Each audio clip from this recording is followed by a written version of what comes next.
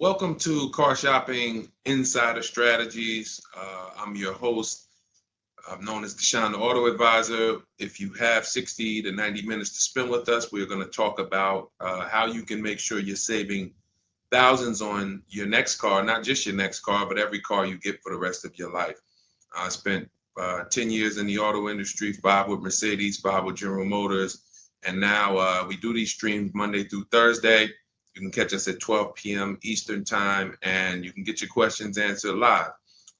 We do rebroadcast this show for those of you who couldn't make it, or if you want to share this with a friend or family, we'll rebroadcast the show throughout the day. But Monday through Thursday, we are live. You can meet us here to get your questions answered. So I welcome everyone. You're going to hear me talk about the sponsor of our show, which is my digital book. It's my new digital book.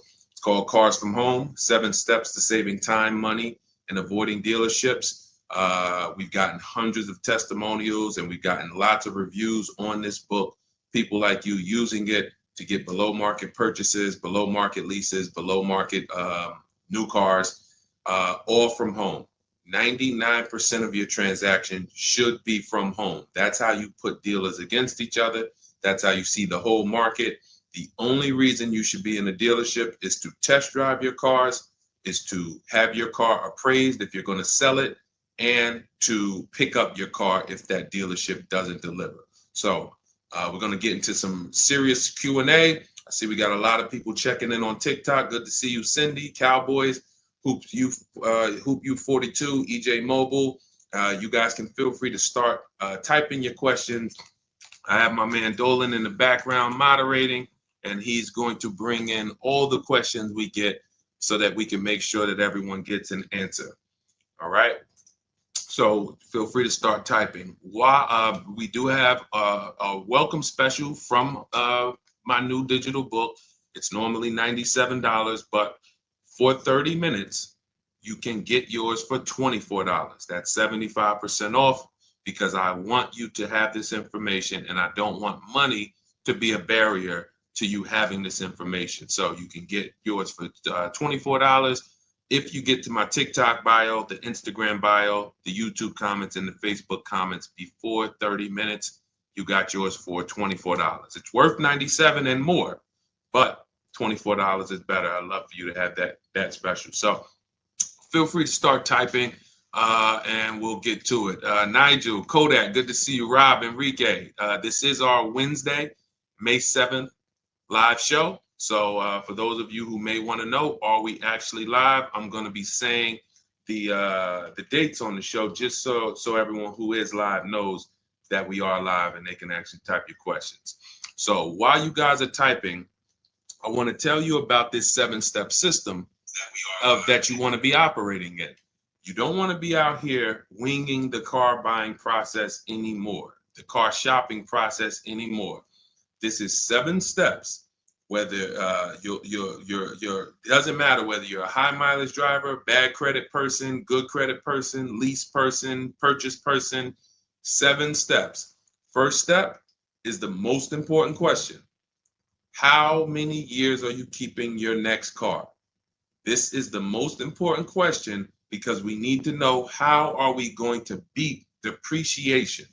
Depreciation is what we call the unseen expense.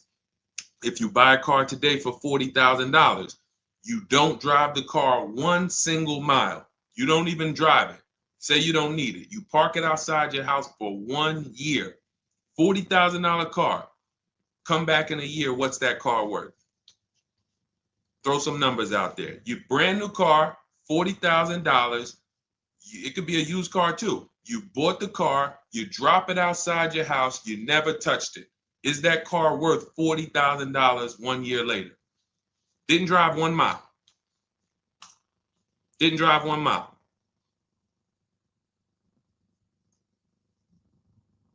Let's go. Throw some numbers out there. What do you think? What do you think a $40,000 car is worth after 1 year?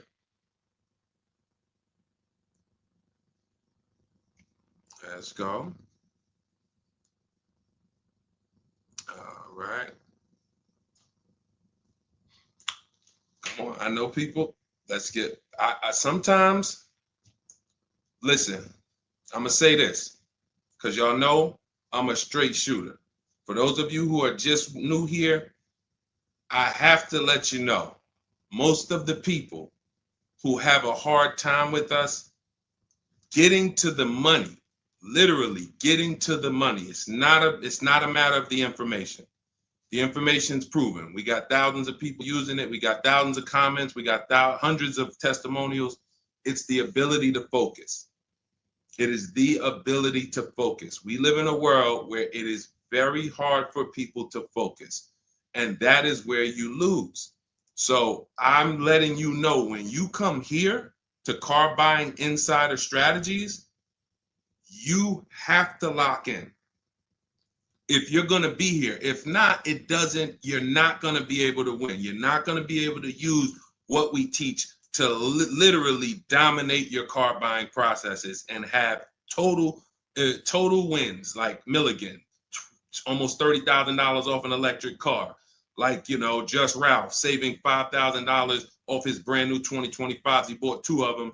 Dealerships dropped the price. The moment they came out, he got them back in December.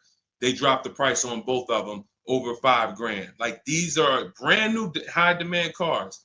You're going to see me share a bunch of people that like, whoa, those results look amazing. And these people are telling you they'll never buy a car any other way except the Cars from Home way with bids. But they focused. Whenever they met me on a video, social media video, hopped on a live, you have to focus, okay? And that's how you're going to win here. So let me talk to the focus people. I see you, KSA. I see you, Nisi, on Instagram. All right, I see you, John. We got you on YouTube. Jay, we got your question coming. So that's the depreciation. You buy a car for 40, your car is worth 30 a year later. It's worth 35 a year later. Even if you didn't touch it, you didn't drive it, you just literally parked it outside your house. So that means our cars are losing value daily, whether we drive them or not. So the reason why the most important question is our first question: how many years will we keep this next car? Because we need to determine, are we going to beat depreciation with a short-term lease, 3 years? Or are we going to beat depreciation with long-term ownership? Well, thank you, Will Rosa. Shout out to the people liking the show. If you are a long-term person, that's where we are purchasing. So that's step 1 in the process. Before you think about, Deshaun, what about my old car? I need to trade that. Nope, you're going to see we don't trade, we sell. But before you think about, Deshaun, I want this car. How do I get the best price on that? Before I think about anything, we are thinking about how are we going to beat the unseen expense, depreciation, because that is what most people overlook, and depreciation kills them, and they don't realize how much depreciation has killed them until they come years later to try to replace their car, and they're like, wow, that's all my old car is worth? Who's had that happen? Who understands that every time you have gone to replace your old car, if you replaced it in 3 years, 5 years, 6 years, besides the pandemic, when every single car was worth $7,000 more than what it was really worth, so you could buy anything and you could win. Besides those times, isn't it more likely that you went to replace your car and you're like, whoa, that's all this car is worth? Man, that's all you're giving me? Because the depreciation has really set in, and we have not held the car long enough to have that win.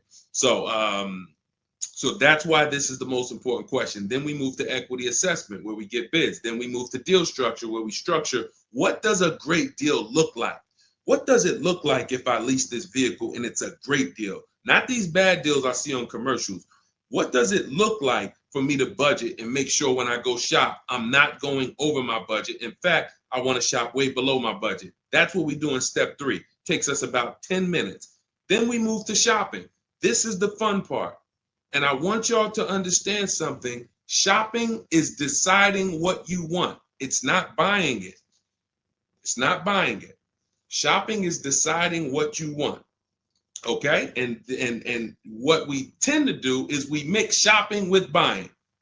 When I was in the dealership, I would have people, man, Deshaun, I don't know how I ended up with a car. I just went to Home Depot. I was going to Home Depot. I said, let me stop by the dealership. And now look, I'm leaving with a car. That's mixing shopping with buying. We don't want to do that. And then we move to step 5, which is we're multiple offers. Multiple offers. So you're going to hear as you stay on the stream and as you understand what we do in the Cars from Home process and why people are saving so much money and they're so happy enjoying their process is because of those 2 words, multiple offers. It puts you in control. It puts you in the driver's seat. It makes you feel like you are the prize. You're not begging anymore. Who's been in a dealership feeling like, man, why am I begging these people to take my money?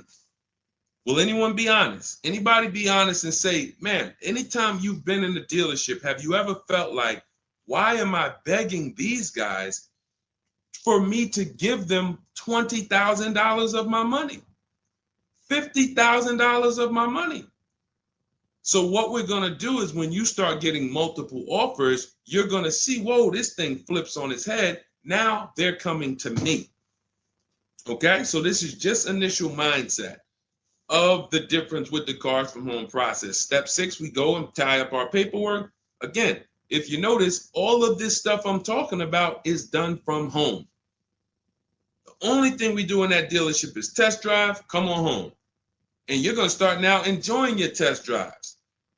So you probably can't even, you've probably been scared to go test drive.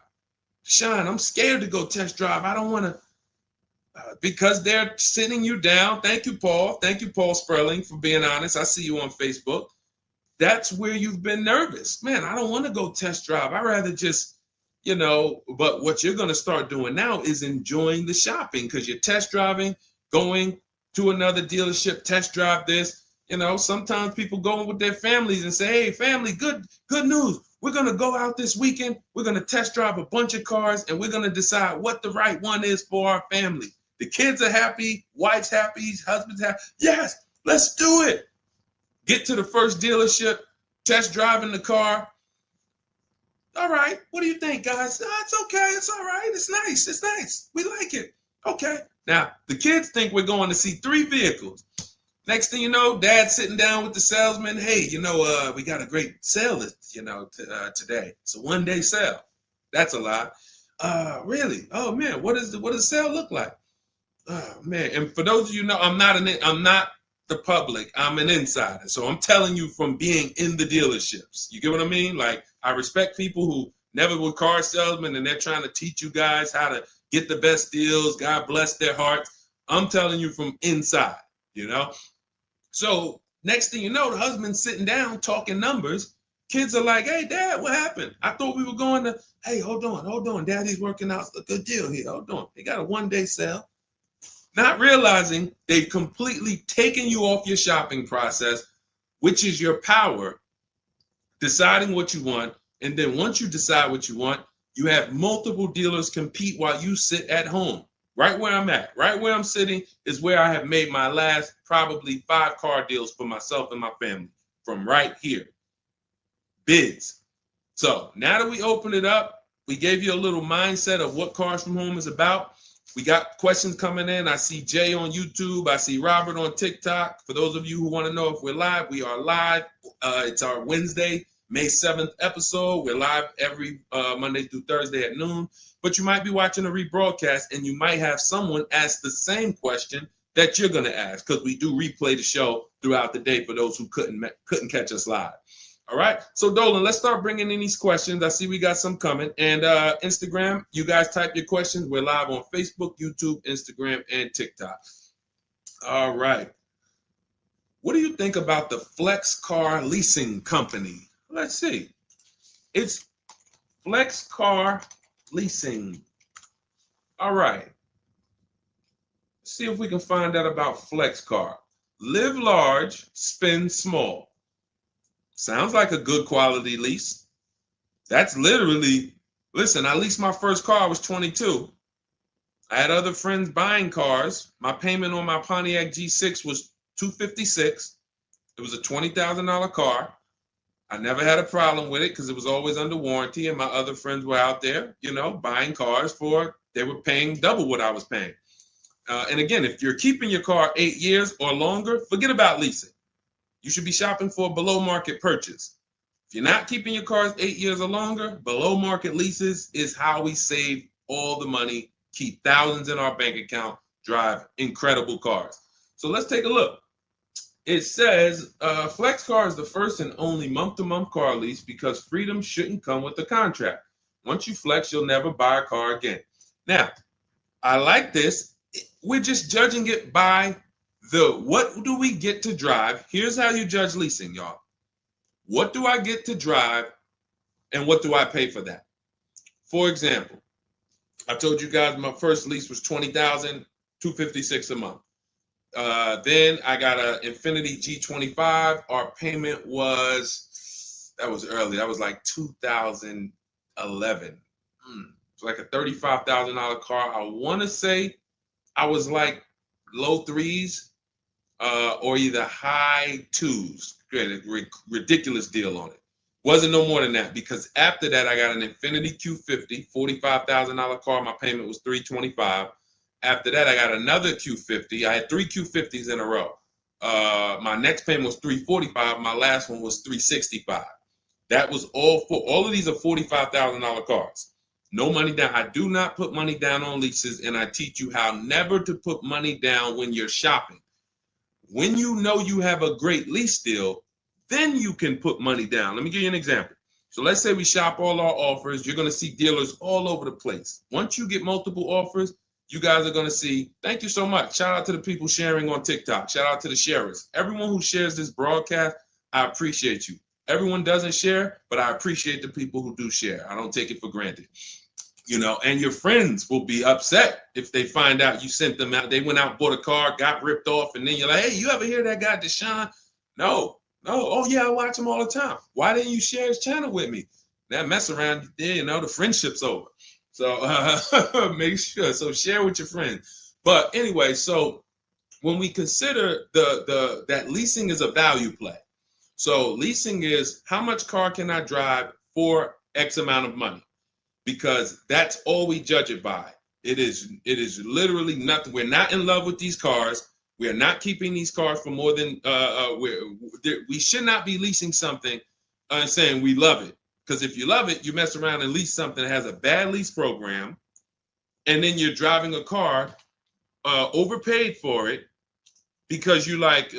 So you know, if somebody says, "Oh man, I really want that Range Rover," and then they shop the offers. Range Rover offers are no good. They're all over 1.5, 1.6, 1.7. For those of you who don't know, we judge leases by dividing the MSRP, the monthly payment we get, no money down. You divide that monthly payment into the MSRP. So if you have a vehicle that has a $400 payment, you divide that into the MSRP, which is, let's say, $40,000.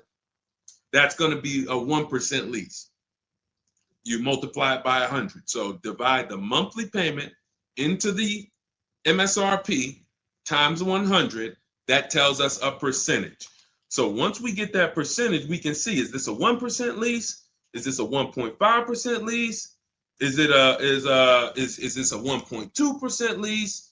Now, you cannot judge a lease until you've gotten multiple offers because you need to find what we call the 20%. What are the 20%? Anybody know what the 20% is? And we're still talking about this Flex Car leasing program because if we can lease cars through Flex Car and they're 1% leases or 1.1 and 1. If you get to drive these expensive cars, but you're only paying 1%, 1.2%, 1.1%, less than 1% of the MSRP on a monthly payment, you don't have to tie up all your money. You got cars under warranty, no problems. This could be a really good thing. Now, I haven't used Flex Car, but I'm just telling you, if you guys explore them, this is what we are judging because this is how we judge leases. Okay, there's nothing else about it. So you divide your monthly payment. You don't have to worry about taxes. Here's why you don't have to worry about taxes. And here's why you also don't have to. We're just talking about leasing. So let's continue to ask questions about used. I don't know if more people are just interested in leasing. Maybe you guys can help me out. Is it that more people are interested in leasing because we get a lot of questions about it? You know, we have systems for pre-owned cars. Shopping deals with getting below market pre-owned cars, getting below market new cars. saving money with our bank bidding war, making banks and credit unions bid for our interest rates, selling cars to get our equity out, bidding. So we have all types of stuff outside of leasing, but I'm going to answer the questions you guys ask. And if Dolan keeps pulling in the questions and most of them are about leasing, then that's what we're going to talk about. Okay? So so here's the reasons why you never have to worry about what about the taxes and fees and what about the selling price? Do I divide the monthly payment into the selling price or the MSRP? Well, you're going to do it on the MSRP. That's that sticker price. I'm going to show you guys an example here on the screen so you can see. This is a sticker, window sticker, and you can see, Dolan, can you snatch that? Thank you so much, Dolan. The total MSRP right here, that's your MSRP. That is what you're dividing your monthly payment into. Now, the MSRP tells us the value of the car in the market. The MSRP tells us the value of the of the car in the market. It does not tell us what they're selling the car to us for and how much they've discounted it. That's reflected in the monthly payment. So you have a $40,000 MSRP. One person, one dealership, an 80% dealer offers us $600 a month for that. Okay, another dealer, 80%, offers us $650 a month for that. No money down. Remember, always shop our lease deals with only first month's payment due at signing. Only first month's payment due at signing. You don't do anything else but first month's payment due at signing. And you tell dealers how you want your lease deals presented to you. You do not let them work you up a random lease deal. Okay, so you get your first month payment and you say, okay, one dealer says $650, $40,000 car. This is an average car. $600. Another dealer says $550. But then here comes this 20% dealer, $425. So now you're looking and saying, whoa, the percentage for the higher dealers is 1.4, 1.45, 1.6, but this lowest dealer is 1.2, 1.1. What's going on here? Same exact car. This is the 20%. You've identified the 20%. They've identified themselves, and the lower sales price that they're giving you is reflected in the monthly payment. So so the monthly payment is where we can see the discounts, not the MSRP. So we divide that monthly payment into the MSRP, gives us that percentage, and we can see those with the lowest offers, lowest percentages have made us the best deal. And we always make sure we tell them, put your taxes and fees into the payment. Okay, now I have templates for this. So everything we do is by email. If you guys want to take this and use it, you want to try calling around, just remember this stuff. For those of you who do not want to remember it, you're like, Deshone, give me the blueprint, give me the step-by-step. We have everything in my digital book, Cars from Home, 7 Steps to Saving Time, Money, and Avoiding Dealership. I wrote the templates out. You just fill them in, blast them out. We show you something we call the 25-to-5 strategy, where you connect with 25 dealers in 20 minutes, and your goal will be to get 5 offers. So as our welcome offer, you can get your copy for 75% off, normally $97. But if you head to my TikTok bio, you won't leave the show, Instagram bio, YouTube comments, or the Facebook comments, you can get yours for $24, which is going to be 75% off. It's a digital book. You'll have it by the end of the stream. Okay? But this is very important. When we're judging lease deals, whether it's through FlexPay, whether it's through an individual dealership, it does not matter. We are judging them based on value. And the lower percentage I'm paying to drive X amount of car, the better value that we're getting. Okay? That makes sense? Type dollar signs if that makes sense. If anybody needs me to go deeper on that, we can certainly go deeper. Okay? I just had to, there's somebody named Pop. We blocked him on TikTok. He said, talk too much drama to drive a car. He never say that with a house. And if he would, he's totally ignorant. And here's the thing.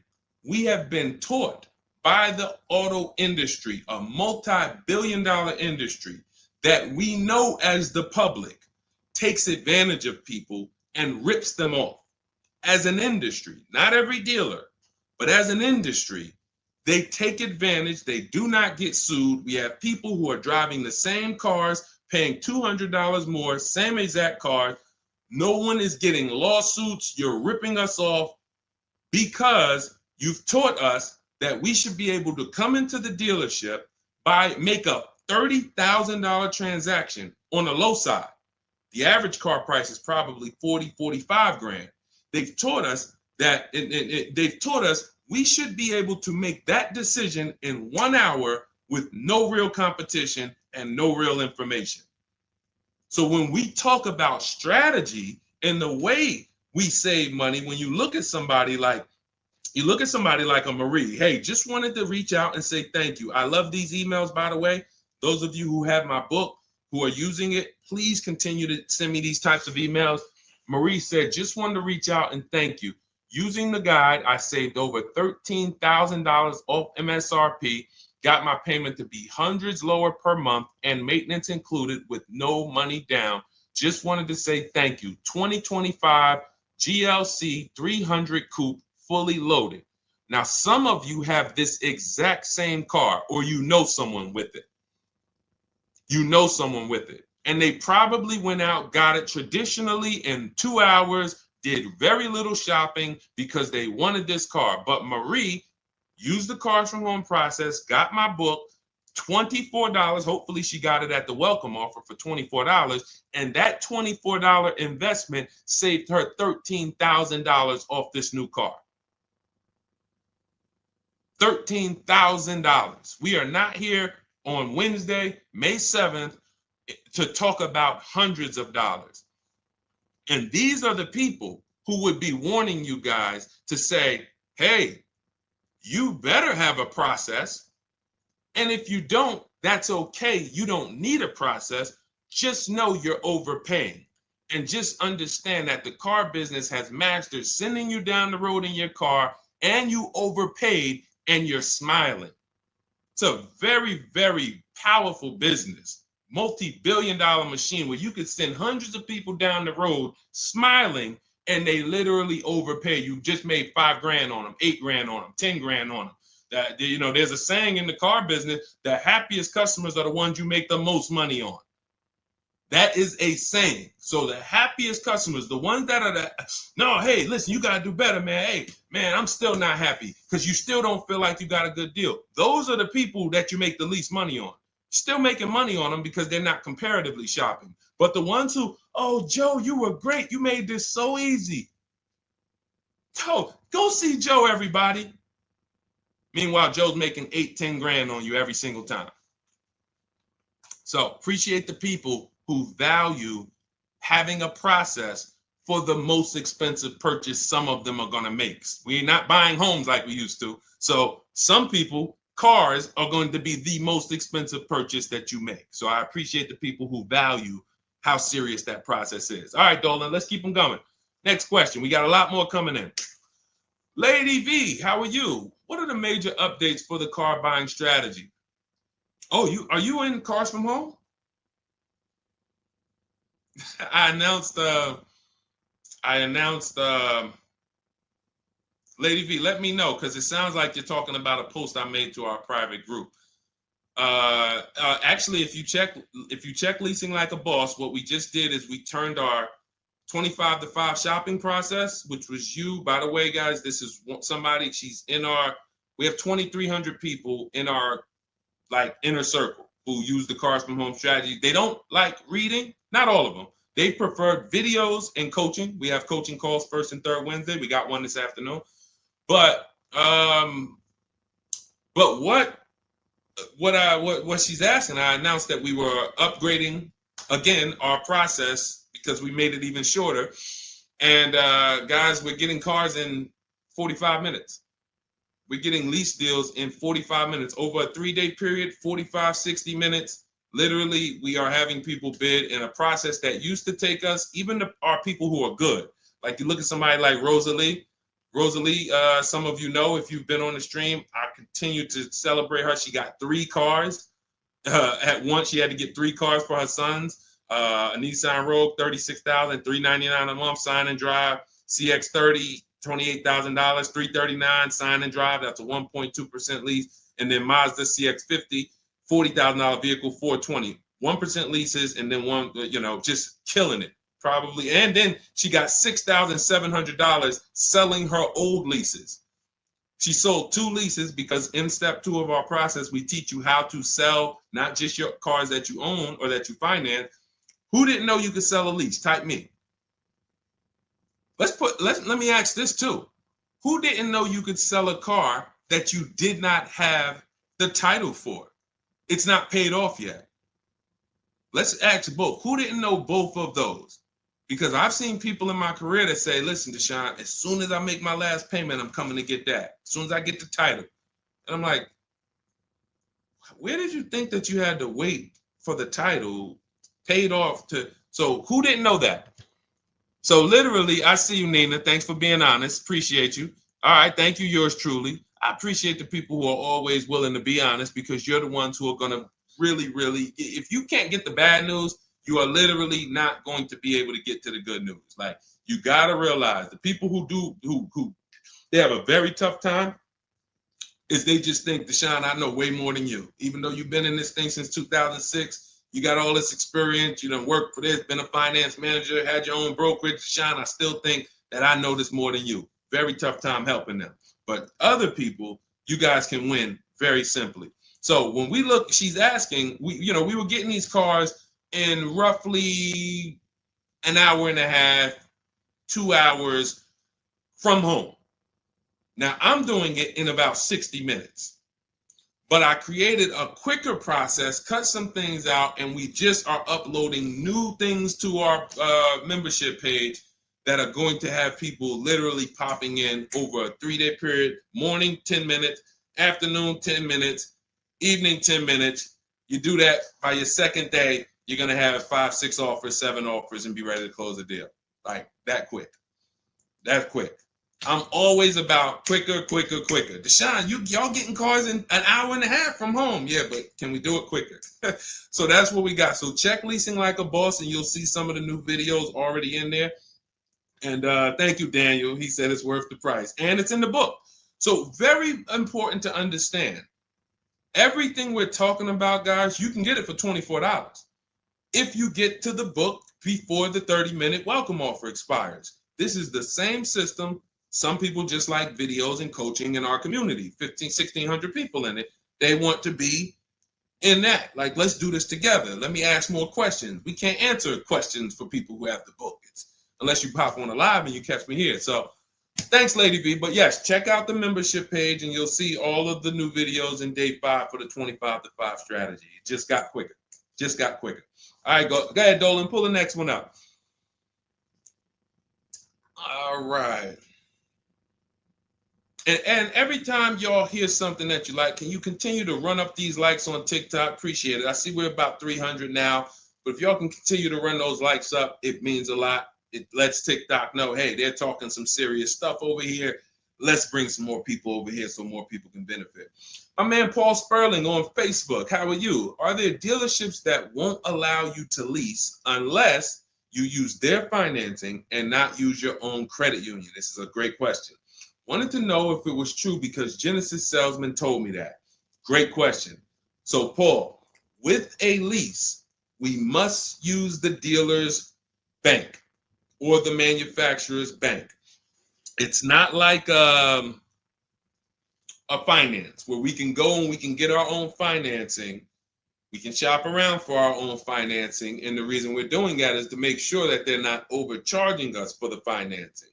So we have a process we call the bank bidding war, where we strategically let tons of banks and credit unions shop our credit without it lowering our credit score with all these inquiries. And we do it within a window, and it allows it to only show, it only affects our score as one hard inquiry.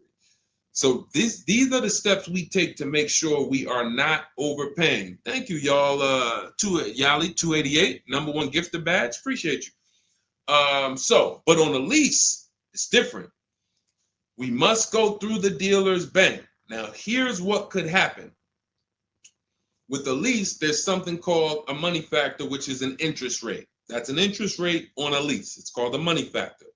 Now, dealerships, if they know you are not shopping, and some, the 80%, even if they know you're shopping, they're going to mark up the money factor. So they're going to create and quote you with a higher money factor. This is why going in and asking for the invoice does not matter. You don't know what the hidden money is. What are the rebates? What is the incentives? What is the money factor? You don't know. Did you mark it up? Did you not? Can't see it. It is totally undisclosed. There's no way for you to see it. So how do we make sure this doesn't happen? Multiple offers. Because when we know you're shopping now, and again, you're going to see as you guys get multiple offers, sometimes it's not going to matter. You're still going to see offers that are extremely high. And you're like, these guys are still quoting us high, even though they know we're shopping. Correct. Because this is what they sell their cars for. And they will sell this car to someone else for the higher price who does not have strategies before they discount it to sell it to you. They would much rather say, Mr. Customer, that's my best deal. I'm sorry if it's not in your budget, but that is my best deal. They're not lying because they're going to sell that car to someone else who does not have strategy, who will gladly pay it. But once you begin to shop around, you're going to see, like I have a market report up. Can you snatch that question down for 1 second, Dolan? There's a market report up here on the screen for an Infiniti QX60 Lux. It's a $61,000 vehicle. Now we can see so far, and this was literally when we got 4 offers. Now what you're going to be getting is at least 5 to 7, and then you make your decision. Only vehicles that are very scarce, you're going to see less than 4 offers, or less than 5 offers. And then at which point, we usually make a decision on, do we want this vehicle or do we want to hold off and maybe check back next month, because we need competition. But in most cases, you're going to see plenty of offers come through, 5 offers, 7 offers. This is how most market reports look that we prepare. We prepare these for people, and this is what we teach you to do for yourself. So as you can see, $61,000 vehicle. One deal is at $873. Sign and drive, no money down. One dealer is at $889. But then we have 2 dealers that have come in at $680 and $685. $200 apart. So now there are people in these other dealers that are at $800, almost $900 a month, negotiating. Come on, man, can you get me down under 8? You see how that's a losing battle? They're at $889, right? They know we're shopping, because when we shop, you always want to let dealers know. I'm speaking to a couple dealers. You catch more flies with honey than with what is the saying? Vinegar. So be nice, be friendly. All the scripts we have, you use our scripts. We have thousands of people using our scripts from our book and from our Shop with Deshone coaching program. And they're nice. They're friendly. They're not like aggressive. They're firm. But when you're talking to dealers, just be, hey, I'm shopping around. Hey, and you're still going to see, that's my best price, $800. That's how you know. Don't get emotional. This is the 80% Deshone told us about. Don't expect them to do what the 20% does. Expect them to be high. You're $150 higher than the other dealerships. Are you going to come down? No. No. Because 16 million new people buy new cars a year. And sorry, I'm glad you got strategy, and I'm glad you know how to find this 20% dealer that's $150 less a month than me. But that's not going to change the fact that I'm going to sell this car to someone else. And they'll try to lean on you and say, well, do you want it? Because, hey, that's our price. No, I'm sorry. We don't want it. Thank you so much, though. So this is what we're dealing with when we are dealing with car salesmen. which is why you must shop multiple offers to be able to get your best offer. Now, when we look, going back to yours truly's question about, can you pull that question back up about the shopping for the lease financing? It wasn't yours truly's question, I don't think, Dolan. Whatever the last question was, because what we're talking about is in those $800 a month payments, what is making those high payments so high? It may not be that they're not discounting only. It might be that they're not giving a big discount, and the finance managers are so used to robbing people that they say, listen, every single lease quote that y'all quote, make sure you put 1 point in there for me. Every single lease quote. Do not bring me a lease customer if you don't have any padding in that money factor for me. And that's what they do. So they are not going to lower the money factor. They can't. There was salesmen. I remember when we were salesmen, they used to start negotiating the rate. Hey, what if I could get you down to 3.9 or 4.9? The finance manager come out and say, why are you saying that? You're giving away my money. You negotiate the car price. You negotiate with their trade with them. You don't negotiate my money, because the finance managers are like, hey, when it comes to that rate, that money factor, those interest rates, that's my money. And there are some dealers who have it built in, which is why you must comparison shop. You stay at home. Again, if you want to do it your way, you want to call around, you want to get at least 5 offers. Using our way, we'll show you how to get 5 offers, contact 25 dealers in 20 minutes, and then literally in minutes, you got offers coming into your inbox. But whether you're doing it our way or whether you're doing it your way, stop doing it their way. Their way is just come on in, think you can negotiate back and forth, and then once you hear a number that you feel like it sounds good, that's when you take it. Losing battle. Okay? Let's go, Dolan. Pull up the next one. All right, I see we got a lot of questions. We got Nina. For those of you who don't know, we are absolutely live. This is our Wednesday, May 7th live. We're live every Monday through Thursday at 12 noon, so you can meet us here. If you couldn't catch the whole stream, we will rebroadcast this show throughout the day, so you can have your friends, family watch it, or you can catch up on some of the things you missed. We'll replay all through the rest of the day. And on the weekends, we take all the shows from the week and we rebroadcast them out, so everyone can catch up on things throughout the weekend. All right. And most times you're going to hear someone ask the same question you were going to ask. All right. When getting quotes for your Adrian on Facebook, when getting quotes for your car for trade, who all should you get quotes from? This is a great question, Adrian. 6 companies right now. 6 companies. And we could throw a 7th in because Rosalie sold hers to We Buy Any Car. So this is step 2, guys. This is called the equity assessment, because we don't trade. Trade is a curse word here. The only people who have to trade using our system are people who've buried themselves in negative equity, and now we're working a transaction to get them out of it. They can't pay the difference, so they have to trade their car into whoever wins the bid. And but those are the only times we use that curse word, trade.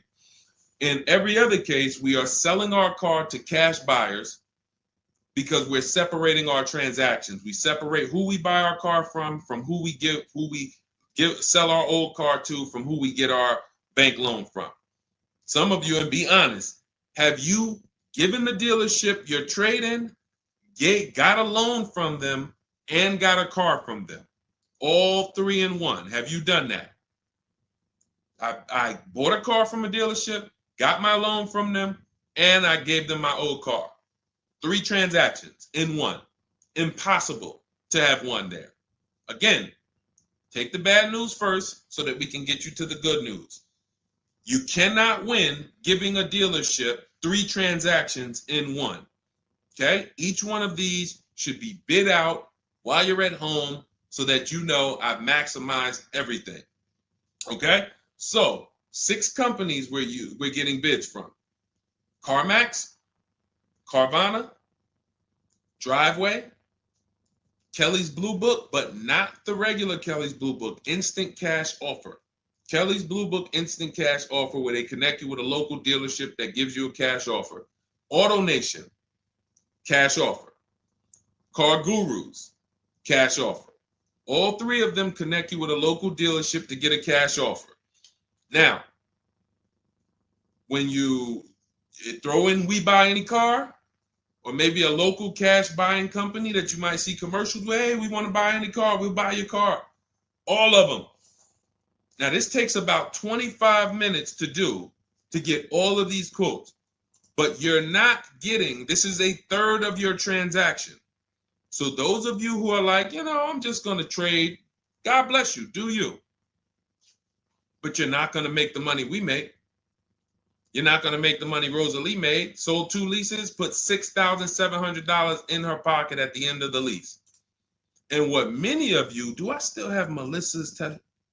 See, Melissa, many of you who are going to learn that you have not been a long-term person and you have been buying your cars, you're going to get your bids, and then you're going to put a ton of money in your bank account because you're going to lease with no money down.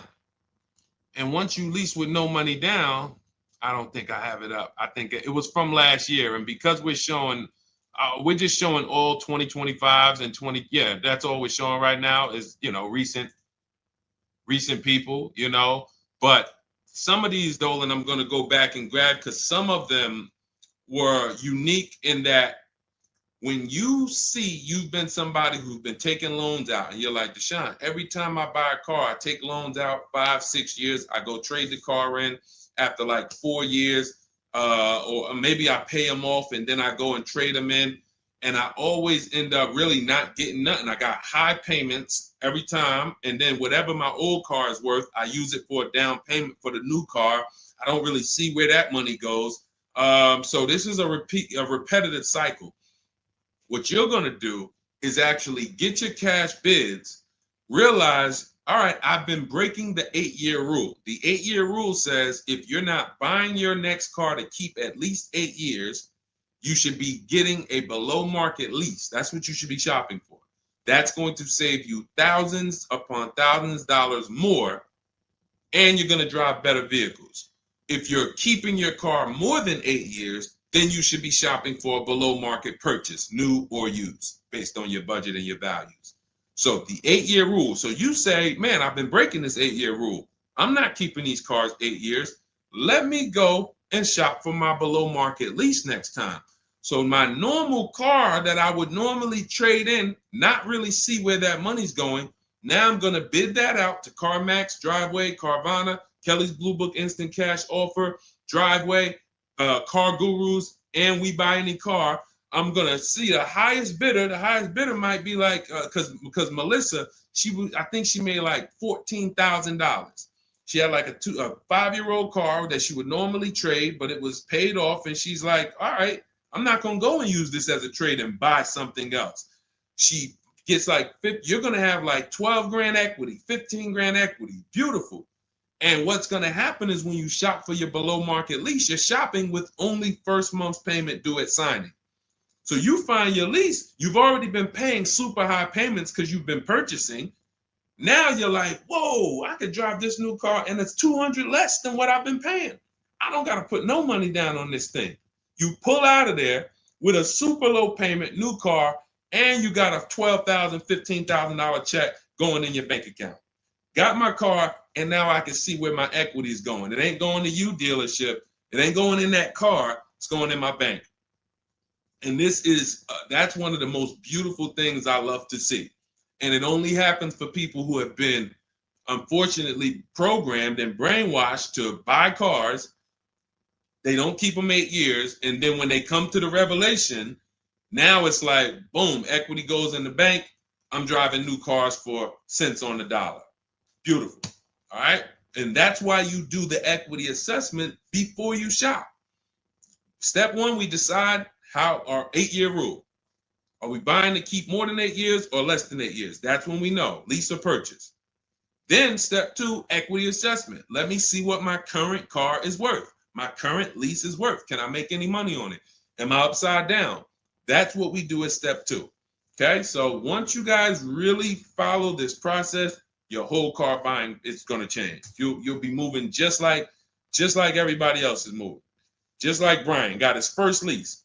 First lease using our system. He said, just finalized my first ever lease using your system. 2025 HRV Sport, all-wheel drive, $30,500 MSRP for $395 a month. 1.2% ratio. See, this is how you know people understand the car buying process. They talk just like me. They talk just like me. They know the process. They didn't have to go to school for this. They just followed the steps, and I walked them through how to judge the deal. 1.2% deal, 12,000 miles a year, 36 months, no money down. His initial quote from this dealer was $434. In my book and in our Shop with Deshone system, we have calculators we invented. We have 6 proprietary calculators. Can't find them anywhere on Google. They're ours. We created them. He used our calculator. We put all our offers into the calculator. It tells us what to counter. So he counter offered online or by email. His last offer was $395. They went from $434 to $395. That's how it goes. And he probably had 5 or 6 or 7 other offers that was $150 a month higher. That's how it goes. All right. That's where you want to be. All right. That makes sense. Did everybody grab that? Type $ if you follow me. Who's following? Type $. Okay. I never want to go to the next subject before I make sure. All right. Did you grasp that? Did you? All right. Thank you. I see you, DJ and Nice. My man, good to see you checking in. Hart, you have that's your username, Hart. So yours truly. Thank you so much. Good to see you. All right. I see you, HD1 1225. Good to see you. All right, perfect. All right, Dolan, let's go to the next question. All right, feel free to keep talking. I know we got a bunch, so I'm not even gonna say it. Let's just try to get through what we got so far. Should there be a set length of financing depending on the year of the car? Great question. So we have something we created called the Rule of 72 and the 10th birthday. This is, all right, there's something we call the repo recipe. So when I was in Mercedes, this happened more often with Mercedes. People, 4 expenses that we need to take into account when we're financing a car. 4 expenses. The cost to acquire the car, and most people are taking a loan. So it's the cost to acquire. Then you have the cost to repair it. Well, let's say this. You got your insurance. You have your maintenance. And on some cars, maintenance does become serious. On a Mercedes, your oil change is $200. Your brake fluid change and your service B is $400 to $500. So there are cars that we have to take into account the maintenance being serious. Then we have gas. So even if you have a car that maintenance is low, you still have gas. So let's just wrap those 2 together. And the 4th expense is what really, really hurts people when they have something that breaks. And when we have something that breaks, what we typically don't want is a car payment. We don't want all of those expenses on top of things breaking. So what we really want to do, and this is a measure of when you're buying too much car for your real budget. If you can't buy a car and you afford it and can get, most of the loan is under warranty. So most of the loan that you have the car is under warranty. If you got a 5-year loan and you got 2 years without a warranty, okay, cool. You got a 6-year loan, you got 3 years without a warranty, okay. But you don't want a 6-year loan and 1 year you had a warranty and 5 years there's no warranty on a car that could, and you don't have the cash. These are things that we call the repo recipe, because when something breaks and you have a car payment and your insurance payment and they're telling you, wait, you need the maintenance, you just wait, I just put brakes and tires on this thing. This is enough for some people to say, whoa, I can't afford to put $5,000 into this car in 60 days. Or so how do we prevent this? We prevent this by making sure we're not taking a car or a loan too long for the year of the car. And the longest loan we want to take is 72 months. And so the reason why it's called the rule of 72 and the 10th birthday is because when you add up the year of the car and the number of years old the car is, I'm sorry, when you add up the year of the car and the year of the loan, the number of years on the loan, it should not pass 10. So if you're getting a 4-year-old car, you can take a 6-year loan. If you're getting a 3-year-old car, you can take a 6-year loan. That's 9. If you're getting a 5-year-old car, you should take a 5-year loan max. If you're getting a 6-year-old car, you should take a 4-year loan max. Now, why is this a test of affordability? Because some of you are saying, whoa, but I can't get the car that I really want at that number. Then that means you can't afford the car that you really want. Again, it doesn't mean you can't break that rule, but it does mean that you're going to have a loan on a car that's older than 10 years. This is risky. So it's nothing wrong. The reason we create these boundaries, so at least when you cross them, you know you're crossing them. So if something happens, you're not surprised. You're not like, whoa, how did this happen? Well, I took a little risk. I took 1 year longer. Then, the car's 11 years old. I still got a loan on it. Stuff goes wrong. I'm out there. I got more exposure. But if we use that as a gauge of affordability and say, you know what, if I can't afford a 6-year loan on this car, then I can't afford the car. If they're telling me I got to take 7 years, that's why we cap both. We cap the number of years you should take at 72, absolute longest. And some of you know we default to a 5-year loan when we're shopping.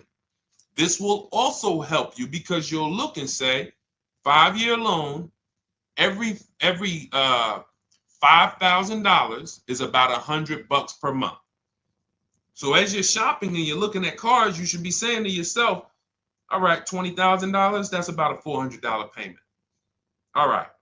And that's if I put no money down. You got your taxes and fees. Maybe I'll take care of the taxes and fees, but that $20,000 car is going to cost me about $400 a month, 5 years. $80,000 car, you're looking at,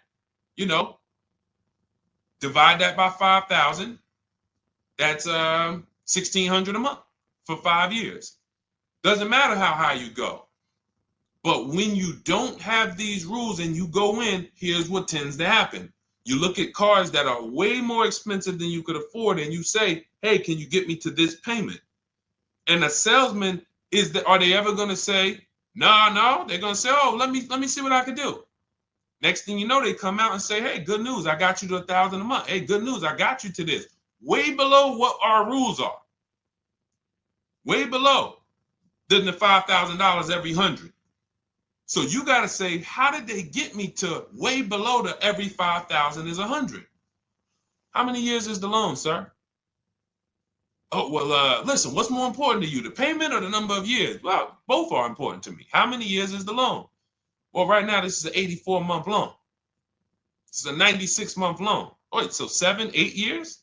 8 years, 9 years? You're talking like, yeah, well, and that's how you get jammed up. So if you keep these boundaries in place, longest loan I'm going to take 6 years, 72 months.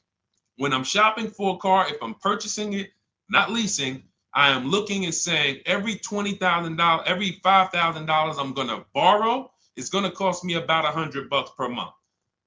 If you do these things, look at the car. What's the year of the car? 5 years old? All right. Max I want to do on that car is a 5-year loan. Oh, it's only 3 years old? All right, I can stretch to a 6-year loan if necessary. You keep these boundaries, you will be safe. You stay far away from the repo recipe. When things tend to go wrong at that 9, 10 year, 11 year mark, you got to put some money into the car. Car is paid off. You don't have to worry. Okay? High dollar signs if you guys followed that, and we can move on to the next question. Everybody clear on that? Colin Moore, welcome to the community. New follower. We are live. It is our Wednesday, May 7th episode. You may be watching us live at noon, or you might be watching a rebroadcast. We rebroadcast the show throughout the day until our next show tomorrow, which is at noon. Monday through Thursday, we're live at noon. You can please tell your friends who are shopping for cars, meet us here. they'll be shopping for cars in the next 6 months. This is where they want to be. And they really don't want to wait. I mean, I'm trying to get people to stop waiting till they need a car to go and start learning this stuff. You want to be in the market 90 days before you need a car. We've been programmed again to wait until, and it's probably the anxiety. I put it off to the very end. We've just been programmed to wait until the very end, and then we go in and now we have desperate vibes. We're like, oh, I got to take anything I can get. We really want to be strategizing our car purchase early in the market, able to say no to offers very early. This is power, where you can say no. You can email. We have dates that we give the dealerships of, hey, this is when I could buy a car. I could buy it today, but I don't need it for, 2 months, 3 months. That really puts us in a position of power because everyone they're dealing with is desperate, walking in saying, I need a car today. Oh, I hear these cars are hard to get. All of this wrong, desperate energy that's going to make them pay more. That's what they want to sell. We come with, no, we can make a deal today, but we don't have to make a deal today. And when we come like that, it really positions us to, next month, the car salesman will be like, man, I ain't sold a car in 4 days. Oh man, let me call Kevin Gillard. Hey, Mr. Gillard, are you still in the market? Yeah, I'm still here. I told you I got until I got a couple months. Oh, cool, man. Listen, I think I could get that offer you made last month. We couldn't do it last month, but we were super busy. Everybody was in here, man. We charging them all of this money, but right now we're pretty desperate, and I would like to take your offer to my manager. Sure, definitely. That's obviously not what they say, but that's what they're thinking. So you want to be positioned for that. If you shop every single time in an emergency, you're not going to be able to be positioned for that. Okay? We don't want to be in the habit of emergency shopping. Not here. Once you have this way, you'll be like, oh, man, I could get in the market early. All right. Go ahead, Dolan. Oh, for those of you who are like, Deshone, there's no way I'm going to remember all of this stuff. Can you give me the whole blueprint? Write it out step by step. That's my new digital book, Cars from Home, 7 Steps to Saving Time, Money, and Avoiding Dealerships. And it's 7 steps, whether you are purchasing, whether you're leasing. We get below market leases. You're going to get below market leases, below market new cars, below market used cars, below market financing, because you're going to have banks and dealers bidding for your financing. If you're a high mileage driver, there's 3 different strategies for exactly how you need to be moving as a high mileage driver. If you have negative equity, there are 2 strategies in there to help you move from negative equity to your next purchase. This is all in 7 steps. Very simple to follow. So you can get your copy. It's normally $97, but you can get your copy. Part of our welcome offer, 30 minutes only. If you visited already and that timer started, once 30 minutes goes to 0, it is now $97, which is worth every penny. But I'd rather you get the welcome offer. So go grab it. TikTok bio, Instagram bio, Facebook comments, YouTube comments. Click those links. Go grab your book and come on back to the stream. Make sure after you get the book, you screenshot the thank you page because it has my support team's email. Sometimes you're typing fast, type your email wrong. You don't see that book in 10 minutes, just send an email to my support team. They'll get you your book right away. All right, go grab it before the 30 minutes is up. Go ahead, Dolan, shoot the next one. You don't want to have your own financing all the time, pure knowledge. Sometimes dealers have 12, 13 banks sometimes. Sometimes they can beat what you get on the outside. The key is creating a competition. Thinking about a 2025 Land Cruiser for $62,000, $5K down, any advice? How do we know that's a good deal? How do we know that's a good deal, everyone? Now, mind you, that's how a lot of people approach the car purchase. I'm thinking of this car, all right, I'm looking for, I got 10 grand down. What we haven't, so here's what you discussed in this statement. I'm gonna read this question again, and you're gonna see 2 pillars that unfortunately we're combining. Thinking about a 2025 Land Cruiser. So now in my mind for 62K. Now, this is a new car. With our new car system, we use the bidding. Thank you so much, Daniel. See, Daniel knows. I think, Daniel, you have our book, Bidding the Market. So that's where we're missing everything. So now we're looking at the new car, which means what our process is, we're connecting with 25 dealers to get bids. If you said, Deshone, I called around, spoke to several Toyota dealerships, and the best dealer that I found who's going to offer me a car is going to give me $8,000 off. But I got 5 offers. I got 7 offers. Some people said they're not going to do any discount. Some people had $3,000 in fake fees and dealer adjustments. Some people had protection plans and they took off a little money, took off $5,000, but they had all of these fake fees. So it's really not even like they took off $5,000. But one dealer didn't have the fake fees and he discounted $8,000. Boom. That's a bid. You did it manually. Didn't do it our way. That's just fine. But that is allowing you to have the peace of mind that I'm getting a great price on the Toyota Land Cruiser. Separately now, we're moving to our financing because you said $5,000 down. Therefore, you're getting a loan. So we would now have banks and credit unions bid to now submit offers to you within a 24-hour period. You have all these banks, credit unions online bid for the loan, get the best interest rate. We give the dealer a chance to see can they beat it. In which case we bid out the loan, we bid out the car purchase, and now and watch this. I'm home doing that before you even get home from your dealership. One visit, you're in the dealership 3 hours. I'm popping into my email minutes at a time, 15 minutes. I'm hopping on. I'm getting banks to bid in an hour. Everyone's bidding. Boom, boom.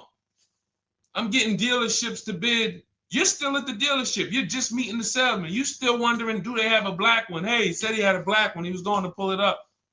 All right. He comes back with silver. Oh, you don't have black? Oh, no. Well, listen, somebody's trying to dig it up in the back. We're going to see. Why don't you drive this one and then maybe we'll see. Okay, listen, I'm here. Cars from home people, we here moving. We already gotten offers coming in. You still waiting for a test drive. This is how we move.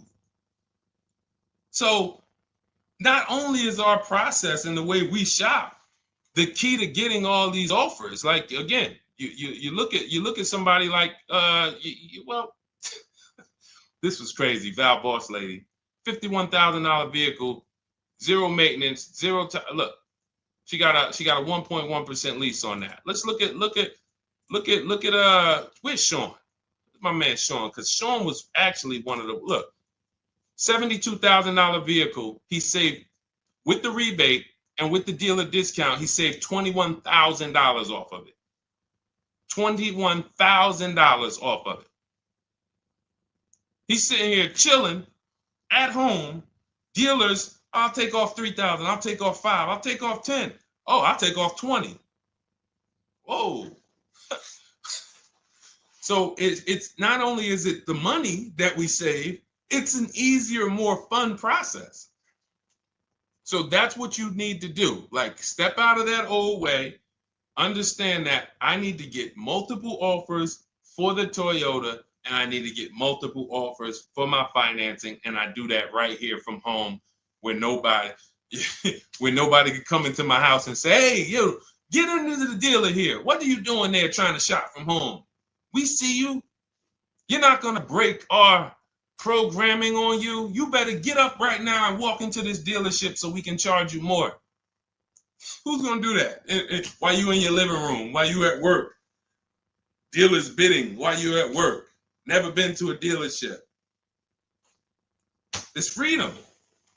Multiple offers. Yes, Lady V. That's my 2 favorite words. I swear, if I didn't wear unlearn, relearn, I'd be walking around with a shirt that said multiple offers. All right, let's go, Dolan. Shoot the next one up. We got time for a few more. Let's go. A few more questions.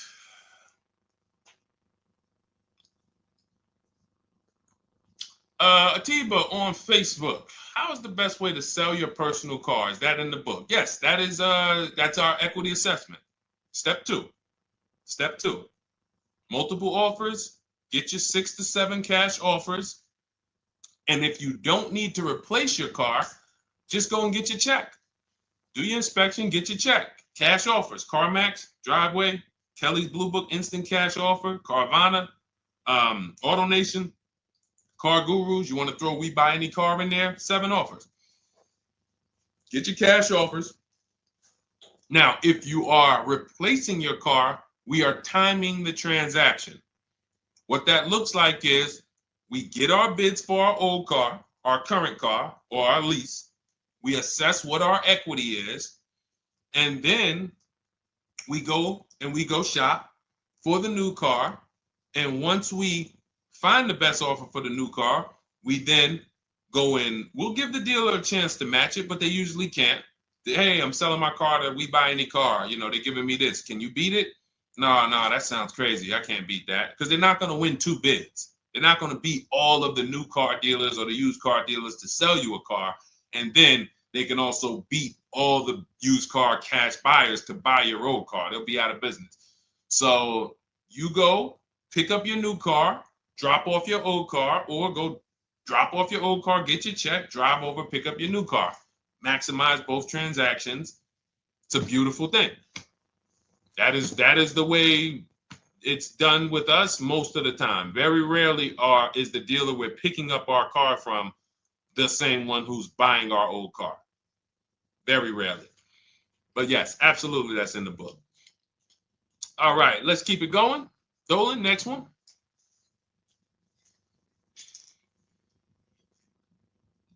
Daniel Thompson. Deshone, I've been keeping an eye on a used vehicle that has been sitting on the lot for over 60 days. What is a good amount to ask off the sales price without teeing off the dealership? Thanks for your time. So if you've been watching the vehicle, and this is the benefit of being in the market early, used car markets change, used car trends change. You can see prices going up, you can see prices going down, you can save inventory that you've been looking at. You know, I show you in our multiple marketplace strategy how to save the cars that you're looking at, create these save listings. Every new car that pops up, you get an alert for it. This is why when you know the market, like Daniel knows the market for this car, if he has on alerts, every new car that pops up, he knows about it first, and he can actually jump on that car quicker than anyone else, because other people will hesitate because they don't know the market. So they'll say, hey, what about this car? Oh, they just listed it today. It might not be a good deal. Well, Daniel will know if it's a good deal because he's been watching the market to know, yes, that's a good deal. No, it's not a good deal, because the really great deals where dealers say, hey, we're just going to move this car. We want it gone in 24, 48 hours. Those are not going to last. So literally, once they list them, you want to be able to say, oh, I saw that first and I know the market. Hey, you call. Oh, just got a cramp. Went to the gym earlier, dehydrated. Went to flex and my arm said, no, you're not going to do that. So, but once you know the market, you literally can jump on things fast. Now, in the case of also watching the market, in this case, we see a vehicle that's sitting. Long as we verified there's no bogus fees on it, only fees on a car we're purchasing, used car or new, should be tax, documentation, and motor vehicles. That's it. Tax, documentation, motor vehicles. In some cases, in certain states, you may see smog or something. Should be very small. Very, very small. Shouldn't be anything else for $300, $400, $500, $600. Tax, motor vehicles, documentation fee. Those are all legit fees. Everything else is a made-up fee to try to make money. Now, there might be some value in some of the things. We have a service plan that we added that we selling on all our cars. Okay, but we got to compare that to the dealers who don't have that stuff. So what you want to do is look at the low side of the market, the way we teach. So if you're looking at the low side of the market, Daniel, for example, and you see, all right, all the low prices are 21 to 22. The cars go up to 24, 25, 26. I see some up there for 27. Okay, but the low side of the market is 21, 22. And this is how we watch the used car market, because we want to watch the low side. Now, the low side is going to be where the worst cars are. What do I mean by that? frame damage, salvage title. If you don't see a couple cars and you pull a Carfax and it says salvage or it says frame damage or it says 2 accident, you're not looking at the low side of the market. You're looking at the regular retail market, the regular middle of the market, the average prices. Because if you're shopping the low side and you're like, okay, between 21 and 22 is where the lower prices are, you're going to see some, oh man, look at these pictures. Now, car's all scratched up. Oh man, okay, man, this thing had 2 accidents. Oh man, this thing's salvaged. But then you pops up and you see one for 22. You pull a Carfax. Carfax looks good. Maintenance looks good. Boom. Oh, now you know. So Daniel, if you know the low side of the market, now you're trying to see maybe this car has been there. It's $2,000 more than the low side of the market, but maybe they're getting desperate. So you make an offer that's right where the low side of the market is. So let's say the low side of the market is 21, 22. This car is listed for 24, but you know this thing been there for 2 months. You make an offer of 21. They might say, hey, listen, no way we can do that. Most we can do is 22. In which case, you won. That's why you want to know where the low side of the market is. Because if they accept the offer and then your offer was too high, then you regret it. So if it's 24, it's been sitting there, you offer them 23, 22.5, they say, yes, we'll take it. Then it's like, man, was that the low side of the market? No, the low side of the market was 21 to 22. So let me offer 21, see if they'll bite. And if I land at 22, then I'm happy anyway. If I offer 21 and they say, look, no way we could do that. We could do 22.5. That's the lowest. We can blow this car out, and you won anyway. This is why knowing the market, this is all we teach. Whether you're in Shop with Deshone or a video checklist, or whether and watch this. The thing about our process is every time you use it, it gets quicker. So the longest it's ever going to take you to get a car using Cars from Home is the first deal. Second time you coming through and you're like, okay, I know what to do now. I know where to go now. Yeah, I remember this from my last time. I remember this. That's why Rosalie got her QX60 last year. And then she got 3 cars at once. Because she's like, I got mine. Now I just got to rinse and repeat 3 times for my sons. So that's what you need. That's where you base your offer on those things, Daniel. All right? All right, great job. All right. All right, it's go ahead, Dolan threw up one more. All right, I'm trying to see. I'm looking at time and I'm like, all right, let's go. All right. Is it true that finance bank will require a certain amount down to get you approved? Absolutely not. Absolutely not. You can do no money down financing. Here's what's happening if anyone's requiring money down for finance. It could be based on your credit, but more often than that, it's based on how much you're trying to borrow relative to the price of the car. So let's say a car is $25,000. Now, this is how the ability to shop affects your deal in the long run. Because if you overpay, the bank is not going to tell you. It's not their job to say, yo, you're overpaying for this car. But here's what happens. Let's say a car that is a good deal would come in around $25,000. Good deal, good value. Now, you don't know what you're doing. You go in, you pay, you get a car, you're like, okay, man, I'm looking at this car, man, it's about $28,000. It's about $28,000. I love it. It's a nice car. Now, you're not looking at the market to see what the low side of the market is. You go in, and you could do this with a new car too. Tons of people did this during the pandemic. Went in, paid over sticker, 5-10 grand. Normally, the bank would not have approved those, but the banks were in cahoots with the dealerships because there's something called a loan to value ratio, which is why the banks are getting hurt right now because they approved deals on cars that they knew were worth 35, but they were approving loans for 50. Because dealers decided we want to sell this $35,000 car for $42,000. So once our client needs the loan with everything, and they might have a little negative equity, we need y'all to loan them $50,000 on a $35,000 car, and the banks did it, which is why they're falling apart right now, and they're going to continue to collapse. So when you look and say, whoa, if that's the case, how does the bank protect themselves? It should be loan to value ratios, which means this car that you're telling us you bought it for 28, your taxes and everything are, let's say they slapped on some fake fees on you and you're up there like, all right, man, I thought the car was 28. But when it's all said and done, I paid like 34 for it. Now you leave with that car for 34. The bank looks and says, well, you're trying to get it for 34. The bank looks and says, whoa, the book value on this car is only 23. So actual cash value might be, we could lend, the actual cash value is like 23. We could lend 25. I could see if somebody bought it for 25. We could lend that because they'll usually give you 20% above what the actual car's value is. So we'll lend on the $25,000 car, we'll lend you $32,000. You're asking for 34.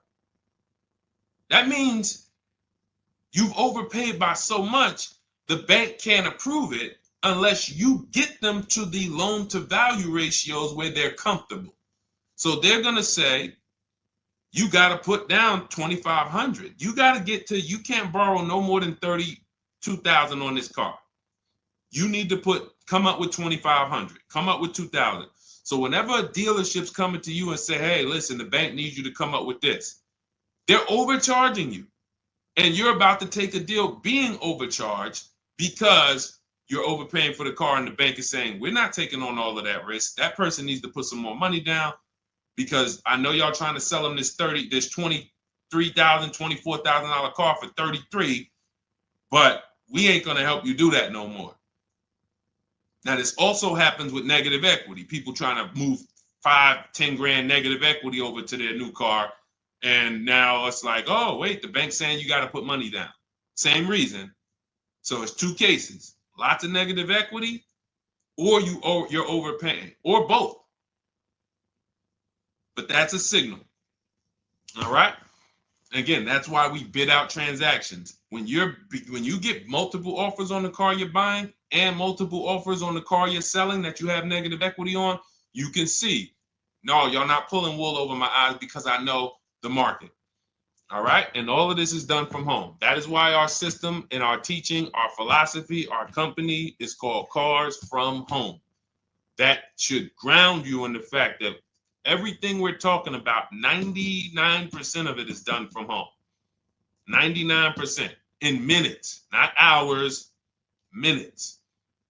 All right. So if you guys want your blueprint, if you're like, hey, Deshone, listen, great stream. I enjoyed it, learned a lot. No way I'm going to remember all of this. Can I get the whole blueprint step by step? That is my digital book, Cars from Home. This is specifically for people who are like, I don't like car shopping. I'm not going to know all of this stuff. I want to enjoy my car shopping process. I'm tired of having buyer's remorse. I'm tired of leaving the dealership hoping I won, wishing, I don't want to talk about my numbers. Don't even ask me what I'm paying. Don't ask me what I paid. Don't ask me like that. You can see people from our school, look, they're already always posting their numbers. They never post without posting their numbers because they're confident in them. $50,000 car for Ken, $585 a month, no money down. Look, Jen, she gets a 2025 Honda Pilot, $50,000 vehicle. She saves almost $6,000 off of the price, $5,600 off the price. We could do this all day long. Oh, this is a long one. Oh, graduated. I put $1,000 to hold the vehicle Saturday. The dealership we ended up made the best deal, easiest, quickest process, little over 2-hour drive away. That is a signal. What you're going to see a lot, and y'all are going to get used to it, is driving an hour, hour and a half to go to get that car from the dealer who won the bid. Convenience costs you money. Every one of our students, our book readers who use what we teach, they are absolutely prepared to be, oh man, the dealer that won the bid, they're taking off $15,000. Man, they're 2 hours away. That's a nice drive, ain't it? Nice drive. Oh man, I'm driving I never made this much money on a drive before. And then you start to see most of these local dealers, they think they got me because they see my zip code and they're like, well, this person ain't gonna shop. So listen, hit them at this price. They don't realize that that dealership an hour and a half away is like, hey, we got the car. Hey, we'll sell it to you for this. But they never expected you to find them because most people don't find them. So that is the Cars from Home system. It's very simple, 7-step process. I walk you through it. And in my digital book, you'll have all your questions answered because it's a step-by-step process. You literally just do one step, check it off. Next step, check it off. Next step, check it off. By the time you get to step 7, you're setting up your delivery of your car or you're going to pick it up. All right. But it's normally $97. Part of my welcome offer, 30 minutes only. You can go grab a copy for $24, 75% off, and you will have it in your inbox. Make sure as soon as you get your book, you screenshot the thank you page, has my support team's email on there, just in case the book's not in there in the next 10 minutes. Maybe you type your email wrong. Make sure you check your junk and your spam folders. But go grab your copy. You'll have everything that we teach in a step-by-step manner. You'll be able to get cars in 60 minutes, 90 minutes from home, and you'll start to enjoy the car shopping process. All right. You'll be sending me your email just like Marie and Ken and Milligan, all of these people. You'll be sending me your deals. Okay. And for those of you, you have a different learning style, you can look into, you've been seeing us sharing a lot of these Facebook posts from our group. Our Cars from Home Shop with Deshone program is video checklist instead of book checklist. So if you're like, I'd rather have some, 3 to 5 minute videos that I can watch and walk me through the steps, that's our Cars from Home Shop with Deshone program. We have our private Facebook group where you got 1,600 people that have come before you.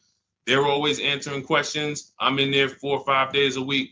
And then we do 2 coaching calls a month, first and third Wednesday. We actually got one shortly we're going to have. And, you get hands-on guidance. So that's hands-on, and some of you might like us to totally shop for you. That's going to depend on if you qualify. I would rather teach you to fish. The only reason we created Done For You is really for the wealthy people. I don't want you paying us to go shop for you. I would rather teach you to fish. But I know there are people who your time is so valuable, whether it's the money you make per hour. I could show you how to do this in 60, 90 minutes, 2 hours, but you would still say, I'd rather you guys do that. I got money to make. I'd rather be with my family. I want to be doing other stuff. Here, I pay for services that I believe in. That's why we created Cars from Home Done For You. I would much rather all of you learn to fish so that you can do this over and over and over again. Teach your kids, teach your family, teach your cousins, teach your neighbors, so that everyone knows how to do this Cars from Home shopping process. Okay? But if you're in that category, in that class where you're like, Deshone, no, I'm that person, then you book a call with our team and see if we can help you with Cars from Home Done For You. All right, so that's our stream for today. We will be back. Lady V, I talked about the updates. I think you asked that question and then you jumped off the stream. So just watch the replay and you'll see. There's new videos coming to day 5. The 25 to 5 process is being updated. So just as soon as you asked that, we talked about that for maybe about 5 minutes on here. I guess you jumped off. But yes, we'll be back tomorrow, Thursday, noon Eastern time. Meet us here with your questions, and we look forward to it. We'll be rebroadcasting this for those who didn't catch the whole show. We'll be replaying this throughout the rest of the day, and I'll see y'all tomorrow. Thank you. Thanks, DJ.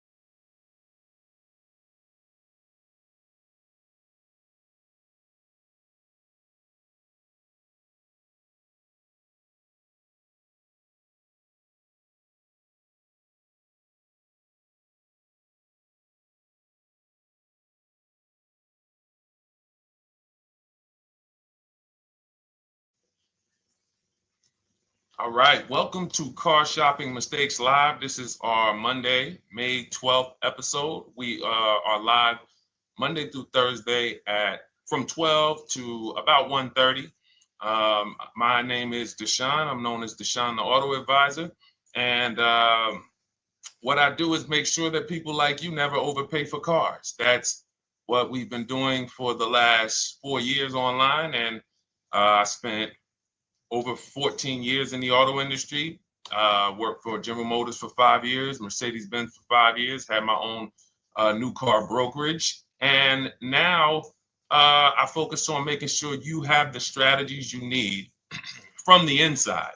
So what you're going to see is my perspective is very different, being inside dealers for 14 years. And so you can feel free to start typing your questions. Again, we are live every Monday through Thursday. You can mark your calendar so you don't miss a show at 12 noon Eastern time.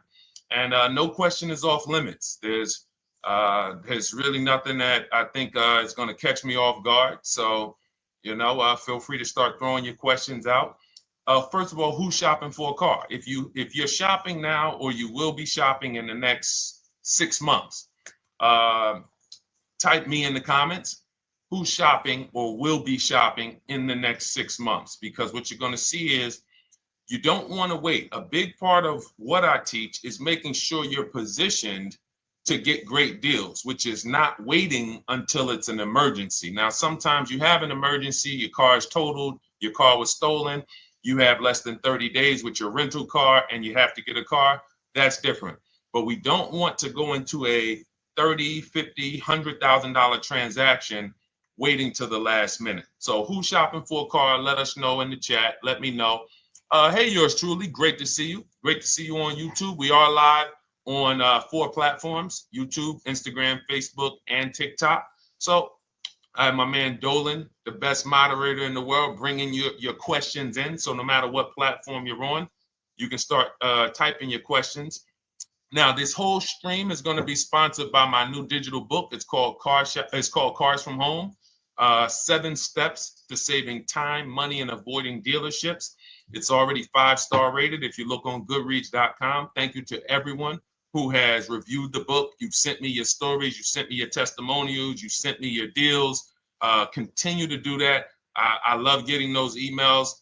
It makes a big difference. People like Marie, she got 13,000 off using the book, using the steps. It's a simple do-it-yourself blueprint to really, really maximizing all the money in your car deals. And you can get a copy for the next 2 hours for 75% off. It's normally $97, but as part of our book launch special, you got your copy for 75% off, $24. So you can go to my TikTok bio, Instagram bio, the YouTube comments, or the Facebook comments. We have a link for you, and you can grab your book. You won't leave the stream.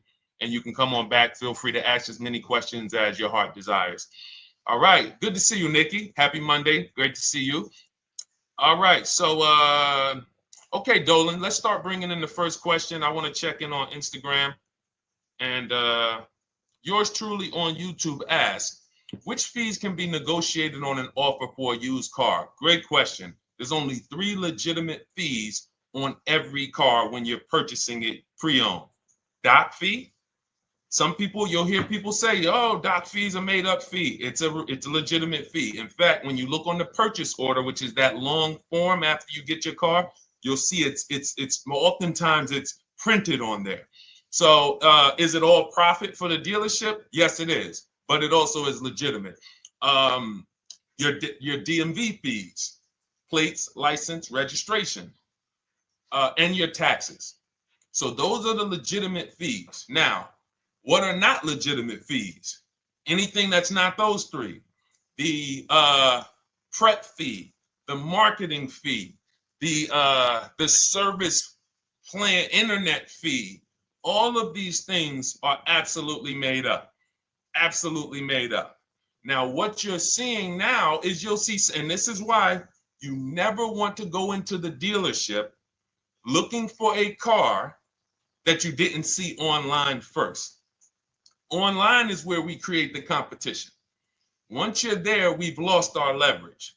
That's why everything we teach is called Cars from Home. 99% of your transaction can and should be done from home, where you can see that fine print, where you can actually you can see the dealers who don't have the fake fees before you get out there and waste your time with the ones who do. So you'll see all types of made up fees. Now, what is also being made up, let's go a little deeper on this, is the people, all right, if I put a mandatory service plan on my car, it's not, there's value there. It's not like the internet fee, which is just a ripoff, or the prep fee, which is just a ripoff. There's a service plan built in. Okay, then we have to determine if there's value there for us. There's a key replacement built in. But here's how I would like you to think, yours truly, and anyone who's in a similar situation. You'll be shocked. Anyone who'll be shopping for a used car, type the letter U. I want to drop a couple things for you to keep in mind and lock in. If you're going to be shopping for a pre-owned car, type the letter U. So yours truly, when we're looking at cars, what we want to do is we want to see, oh, sorry, hold on. I'm just, oh, thank you to everyone who shared this broadcast with a friend. I appreciate it. If everyone shares with one friend, we'll change the auto industry in less than a year. So you want to look at, as you're looking online, you want to be able to see the low side of the market for the car you're shopping for. So let me give you an example. Let's say you're shopping for once you have your budget, you want to try to get as new of a car as possible. If you don't see cars in that budget, go 1 year back. I always like to do 100 miles. You don't want to just do this neighborhood shopping, because here's again, as someone who's been in dealerships or who was in dealerships for 14 years, I can never be in dealerships now. No dealership I wouldn't want to work in a dealership, but there's no person who could tell you guys the unfiltered truth and be in a dealership. They're going to get fired. So, but here's what you'll see. The total cost is what matters relative to how much the car was when it was brand new. I don't want you to pay attention to what they're offering the car for, because that is a made up number based on algorithms and market. Who's ever seen somebody, sometimes you're on a website and it'll say, this car it's a fair deal. It's a good deal. It's a great deal. Who's seen that? That's based on an algorithm. It doesn't actually, it's not real value. Here's what's real value. Let's say you're looking at 4 Honda Pilots. They're asking $22,000 for one, $23,000 for the other, $24,000 for the other, $25,000 for the other. So 22, 23, 24, 25, right? Now you're looking and you're like, well, these cars look a little similar. You know, this one, what's the best deal? Once you get the new window sticker of that Honda Pilot, you'll see one of these Honda Pilots was $45,000 when it was new. This other one was $46,000 when it was new. But this other one was $53,000 when it was brand new. And that's the one that's actually giving me the biggest discount. That's the value. Without knowing the original price of that car, we can't determine what value we're getting in the price they're offering us. And when we don't do this, we make this mistake. We end up doing what some people did during the pandemic. They paid the same price for pre-owned cars as they were when they were new. Everyone didn't do that, but a lot of people did because they thought this was my only option. There were people who paid $27,000 for a Toyota Camry that was brand new, $28,000. This is how we prevent that. When we call that in Cars from Home, in my book, the true value discount. And this is how I bought my Infinity truck. I was literally looking at 3 of them, 4 of them. They all had similar prices from 30 to 31.8. And literally the one of them was 46, one of them was 48, one of them was 52, and one of them was 55. So when you do that math, and I have a calculator in my book that does it for you, but it's simple. You just put the MSRP in and you create and you divide the asking price into the MSRP. And you'll see, oh, wow, this deal is giving me 42% off. This deal is giving me 30% off. So you see how simple it is now to shop when you look at it, when you're looking at it that way. Oh, this deal is giving me 30% off the original price. This deal is giving me 44% off the original price. Then you weigh those things out. Now, how? I know what some of you are thinking, Deshone, how do we get the original window sticker? You get the original window sticker. Some brands have it on the Carfax. They have a deal with Carfax. And then sometimes you can Google Maroney label. You're looking for this. I'll show a picture of Maroney label. That's a window sticker. This is what you're looking for. Maroney label. And you can do window sticker, new window sticker. There is a service out there that gets them for $5. Again, I'm not affiliated with it, but here's what you should be looking at. That $5 is like my inspection on a home. I'm only doing this for my top 3 to 5 cars. Top 3 to 5. And once I get that, boom, now, if you're not doing this, there's no way you can get great deals on used cars. It is literally impossible because all you're doing is basing it off of smoke and mirrors. So I'm here to tear back, to reveal this whole industry is smoke and mirrors. It's all about psychology, and it's not about you winning. It's about dealers making you think you won. Hold up. Wait. Wings Buff on Instagram said the audio is not working. I smell sabotage towards you. Let me know if the audio is not coming through clear. Let me know, and we'll try to adjust it. I don't know. Yes, exactly, Amanda. It's called real value. Real value. We call it the true value discount. That's what it's called. So it's biggest discount from the original price. So when you're out looking for pre-owned cars, your only mission is to look at, you can ask the dealer sometimes, hey, you got the original price of the car? Again, you don't buy a new car without it. Thanks, Creole Queen. I appreciate it.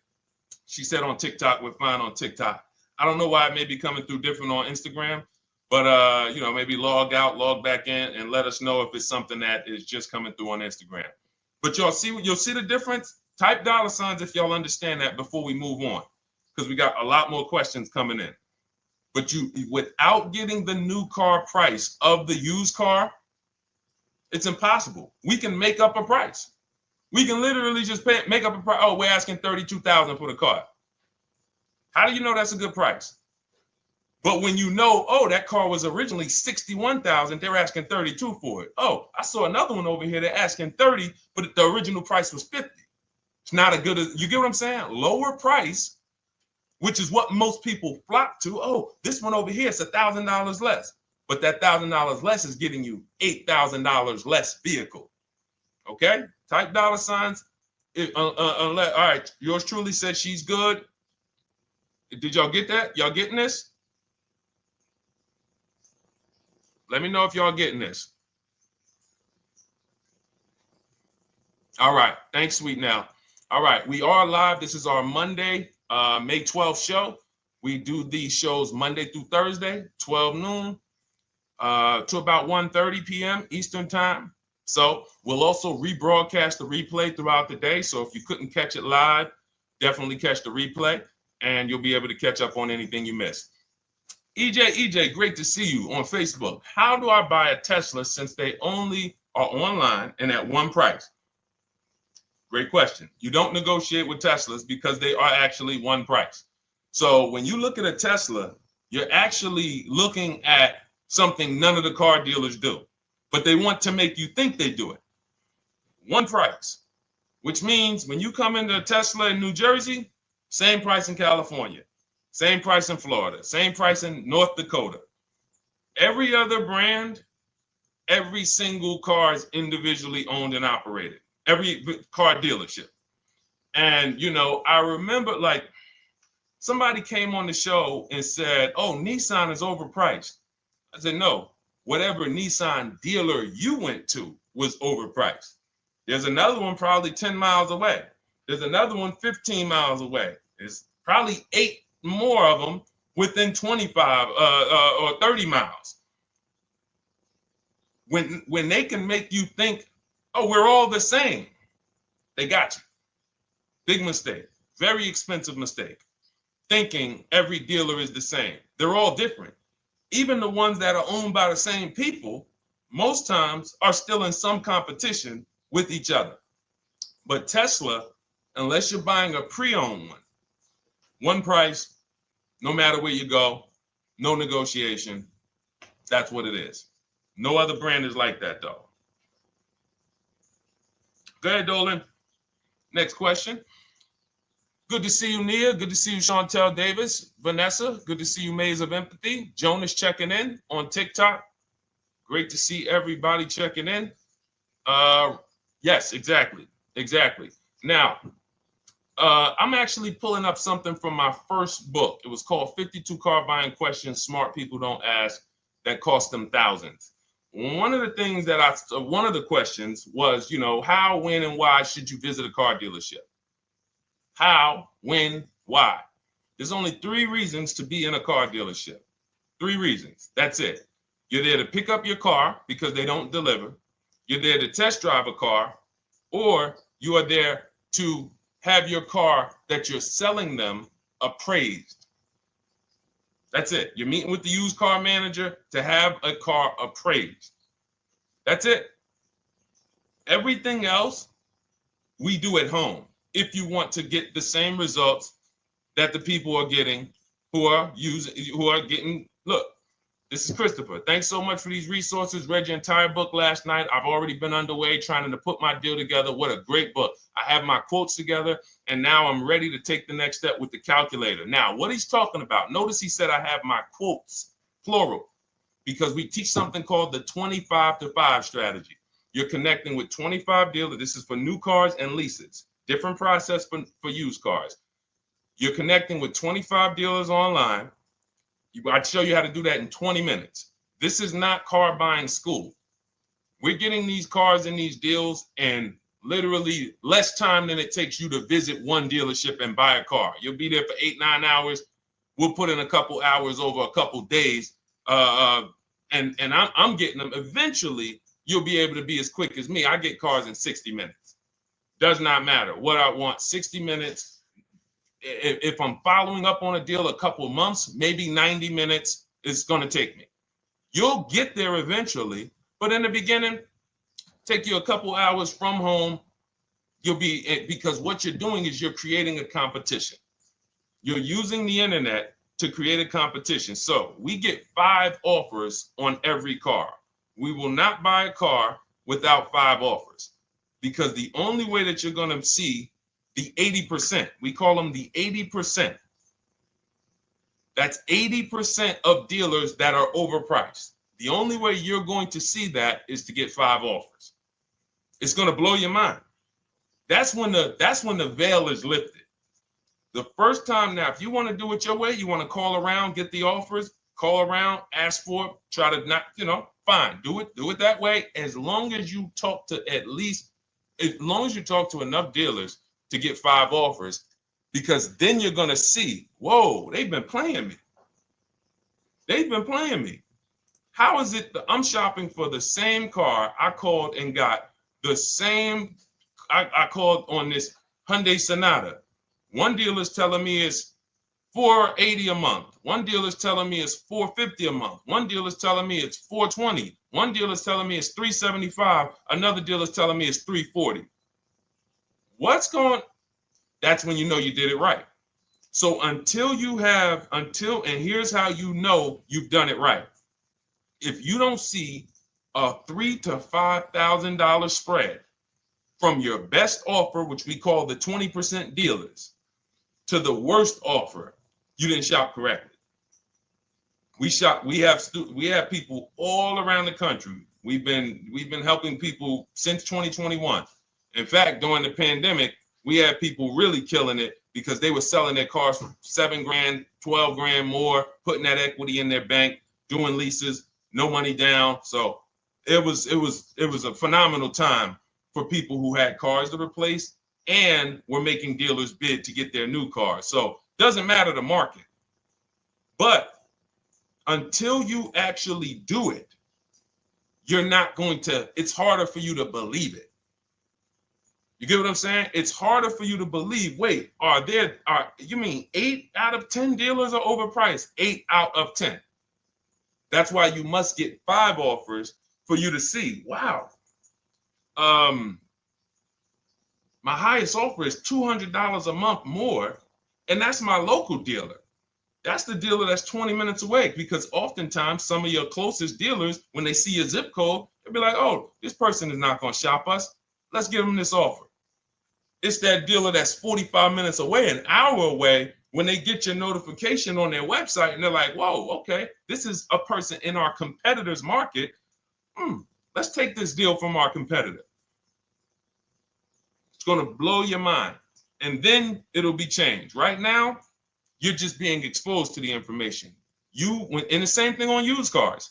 The best value used cars are $3,000 to $5,000 less than the highest price used cars. It's just what it is, because 80% of dealers are going to, even when they say it's their best deal, who's had a dealer say that to them? That's our best deal. That's the best deal we can do. Listen, that's the best deal we can do. Who's had that? Raise your hand.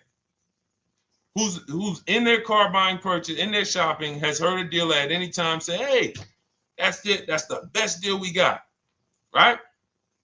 They're not lying. They're just not going to do, they'd rather you leave and they'll sell the car to someone else. Because they're like, we're not going lower than this. But here's the thing, their competition will. That's their best offer. It's not their competition's best offer. So it's very important to understand that. Okay? All right, let's go, Dolan. Let's keep it going. Next question. Oh, good day. I'm glad you got the book, EJ. Use it. Win. Send me your success stories. Continue to just follow it step by step. Ask yourself, what step am I on? It's like a checklist. Boom, that step's done. Go to the next one. Boom, check. Go to the next one. Hey, I'm looking for a car right now. I have 7 to 10 grand. Which way should I go? Well, I mean, if that's your budget, you probably can look for, and this is not what I teach, but I do have we call this a smart car. It's not that type of smart car. The little one stands for saving money at the right time. And if I got 7 to 10, what I'm looking for, I'm on Facebook. I'm looking for something. See, and this depends on what you need. See, needs, you pay for 5 things in a car. You pay for 5 things. Remember this. Size. So anyone who's like, oh man, I need to save money. Here's what and let me actually tell you why I want you to know this. When I was in Mercedes-Benz, right? We had people come in. I remember a woman came in. She's like, okay, I got kids. I need the one with the 3 rows. All right. So she needed the one with the 3 rows. We go through it. We pick it out. Once we get her a price on it, it's way outside of her budget. Now, here's what she says. Oh, what about the one, the 2-row one? Now, my question to her, because I'm an advisor, even when I was a car salesperson, I was still, and my brand was Mr. Mercedes. So the people who are in New Jersey, I created the Mr. Mercedes brand. And I said, didn't you tell me you had kids and you needed the 3rd row? She said, oh, yeah. So I said, why are we even discussing a 2-row vehicle then? She's like, yeah, no, you're right. I'm like, this is just not the vehicle for you. And that's okay. But the worst thing you can do is to go smaller than you need on a vehicle, because now you're not gonna like the vehicle in literally the vehicle's not functional for you. So size is very important. That's why I created something called the smart sacrifices. When the budget starts to get tight, You have to know, what can I take out? So size, amenities. Amenities is, do I need the leather? Do I need the navigation? Do I need the sunroof? Do I need the big sunroof? Do I need the wheels, the fancy wheels? These are amenities. You got power. You pay for power. Do I need the engine? Do I need the bigger engine? Can I go with the standard engine? And then here's where the money starts to really go high. Class.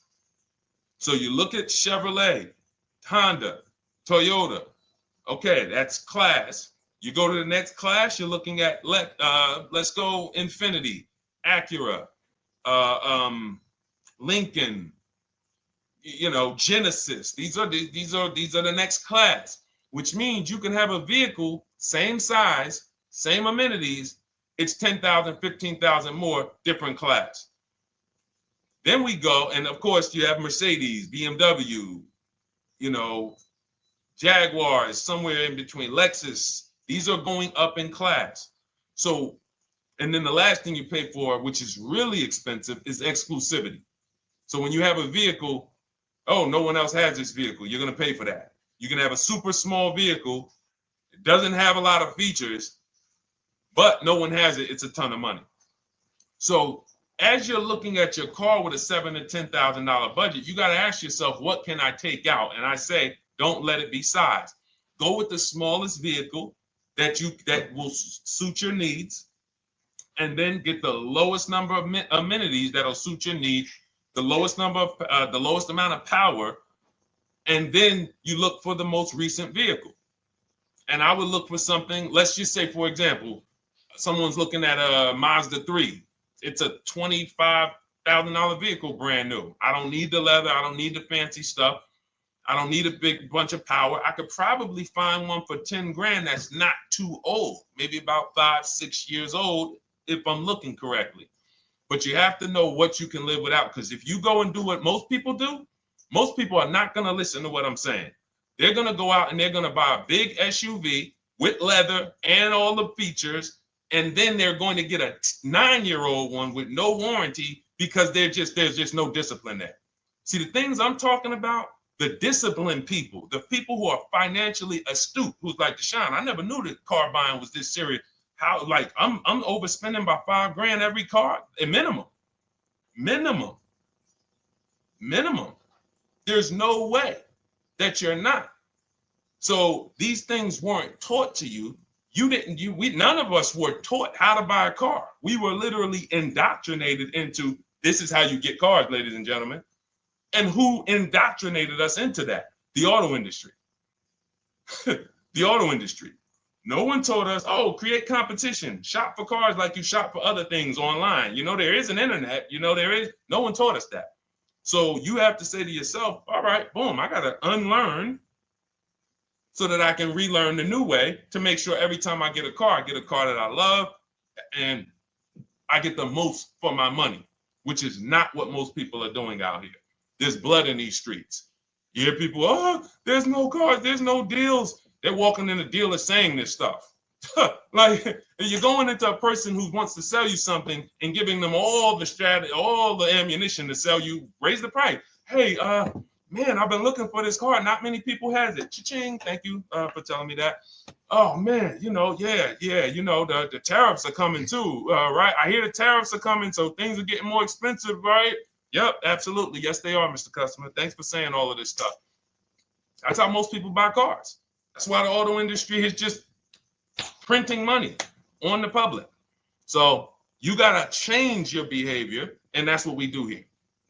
And it's easy, and it's fun. You look at the people. Look, and we'll take some more questions because I see we got one that just came from Nurse Gregory. I got you on TikTok. So this is our Monday, May 12th live show. So we are live. You can feel free to type your question. We rebroadcast this show throughout the day, but we are live every Monday through Thursday at 12. So, but look, when you look at the confidence from Brian. Look, just finalized my deal. First ever lease using your system. 2025 Honda HR-V Sport, $30,000 MSRP, $395 a month, 1.2 ratio. That means he understands how to value leases when he's putting his ratio. 12,000 miles, 36,000 miles, 36 months, no money down. Initial quote was 434. Then he used our calculator, and the counter offer came down to 394. Listen to the confidence. Look, I bought your book, use your system, just closed my deal, have positive results to report. A caveat is I wanted a newly released 2026 Genesis, not even out yet, not even out, GB70. And there are no incentives. I could have gotten incentives on the 2025. However, I wanted the 2026, was willing to pay. I reached out to 20 dealers. We show you how to reach out to 25, but on a Genesis, may not have been as many dealers because it's more of a luxury brand. They haven't built as many dealers for Genesis yet. He says he received 9 offers. Look, that's how we know when you're doing it right. 5 offers, 9 offers, 7 offers. How many offers do you get? Thanks, y'all, for running those likes up on TikTok. Could y'all just keep double tapping the screen every time you hear something you like? You're going to see those likes continue to run up. See, this is it. I'm happy with this. Look, he gets an $815 a month payment on a $58,000 vehicle, 1.4. Now, again, 1.4 is incredible value when you add up those payments relative to the MSRP and taxes. Our goal with leases is to be under 1.5%.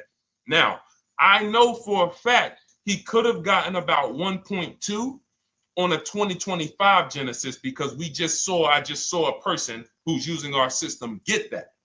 Phenomenal deal. But he wanted that 2026. So he gets his bids. And again, until you see the other offers that are 150, if every single time you get a car, you're not seeing $3,000 to $5,000 minimum from the car you get to the other offers that were offered to you, then you weren't shopping correctly. And again, if you want to do it yourself, you want to call around to get quotes, feel free to do that. We do this all online without talking. Who doesn't like to talk to dealers? Type me in the chat. You don't like to talk to dealers. So the people who are using our stuff, they're not going in trying to remember, oh, I'm in the dealership now. Let me say, what did Deshone tell me to say? All right. Oh, man, I'm not supposed to tell them about my trade-in. That's old 2005 stuff that car dealers been on. We've been knew about that stuff, that you were holding your trade-in till the end. That's why we're going to ask you questions that you're not really ready for. Hey, Paul. Hey, good to see you, Paul. Thanks for jumping in, coming in today. The car you drove up in, whose car is that? That's what you've been driving for a couple of years? Yeah, okay, yeah, that's yours. Okay, perfect. So we are already trained to ask you questions that we're going to get the information. So the only way, I'm not training you to go in and do battle and negotiate with someone who negotiates 3 times a day, 5 days a week. When you step back, start making dealers negotiate with themselves. That's what bidding is. You're going to see, whoa, it's easier to save money from home than it ever was going into a dealership. All right. Good to see you, Jamel, on YouTube checking in. Good to see you, Paul, on Facebook checking in. We are live on Facebook, Instagram, YouTube, and TikTok. And for those who, hold on, let me see. Do I got any sharers? Who shared the broadcast? Raise your hand so far. Raise your hand so far if you shared the broadcast with a friend or if you hit the share button. Nurse Gregory? All right, Nurse Gregory, send me a DM. You got a free copy of my book. Let's see. That's it. I don't think we have any. No, if you share now, it's too late. So I wanted, let me see. Because Nurse Gregory, you have been on the show for a little minute. See, I do that stuff every now and then. I do that stuff every now and then.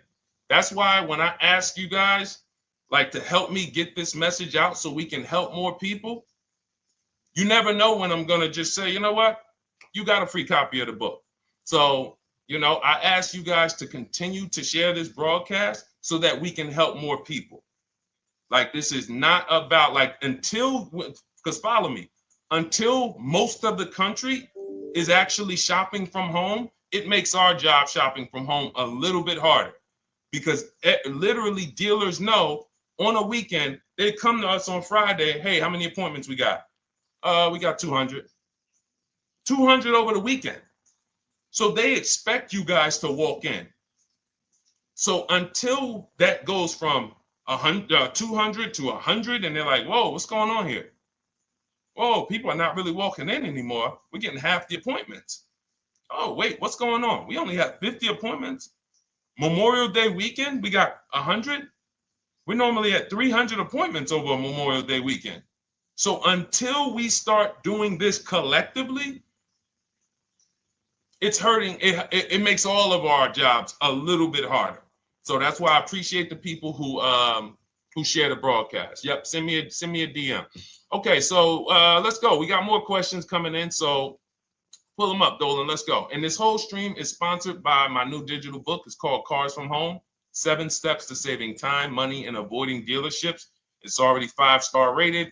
And, I'm reading a couple of the testimonials. Thank you to the people on Goodreads who reviewed that book. Thank you so much. And it's normally $97, but as part of our welcome offer, you can get yours for $24. That's 75% off. You can go to my TikTok bio. It's only for 2 hours. So once that 2-hour timer goes to zero, price does go back up to $97. So head to my TikTok bio, the Instagram bio, YouTube comments, or the Facebook comments. Grab yours for $24. Save you 75%, and just use it. It's a step-by-step blueprint checklist to dominating the car market. Okay? And someone remind me to talk about the 3 pillars of great car deals before I end the show. Please, the 3 pillars of great car deals. We got about another 45 minutes, but remind me before we end the show. If you don't operate with the 3 pillars, there's no way you can get a great car deal. And I know this sounds like bad news, but I can't get you the good news. I'm like a financial doctor. And we have financial cancer when it comes to cars. So it's not a pleasant thing, but we can get you to the other side. You're losing a ton of money. You're losing equity. You don't even know you can sell cars without the title that you haven't paid off yet. You don't know you can sell leases. All of this stuff is costing you thousands and thousands of dollars, but we can get you to the other side. Third, so nowadays, it's always better to just buy new, especially if you plan on keeping the car long term. No, absolutely not. If I'm keeping the car long term, there's something. So step 1 in our book is called the 8-year rule. It's the 8-year rule. Who's always wanted to know what's better, buying or leasing?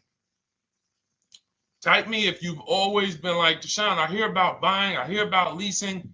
When is it better? When is it better to buy? When is it better to lease? Who's had that question? We have an anchor called the 8-year rule, which answers the question. The next car you're buying, how many years are you planning to keep it? Type it in the chat.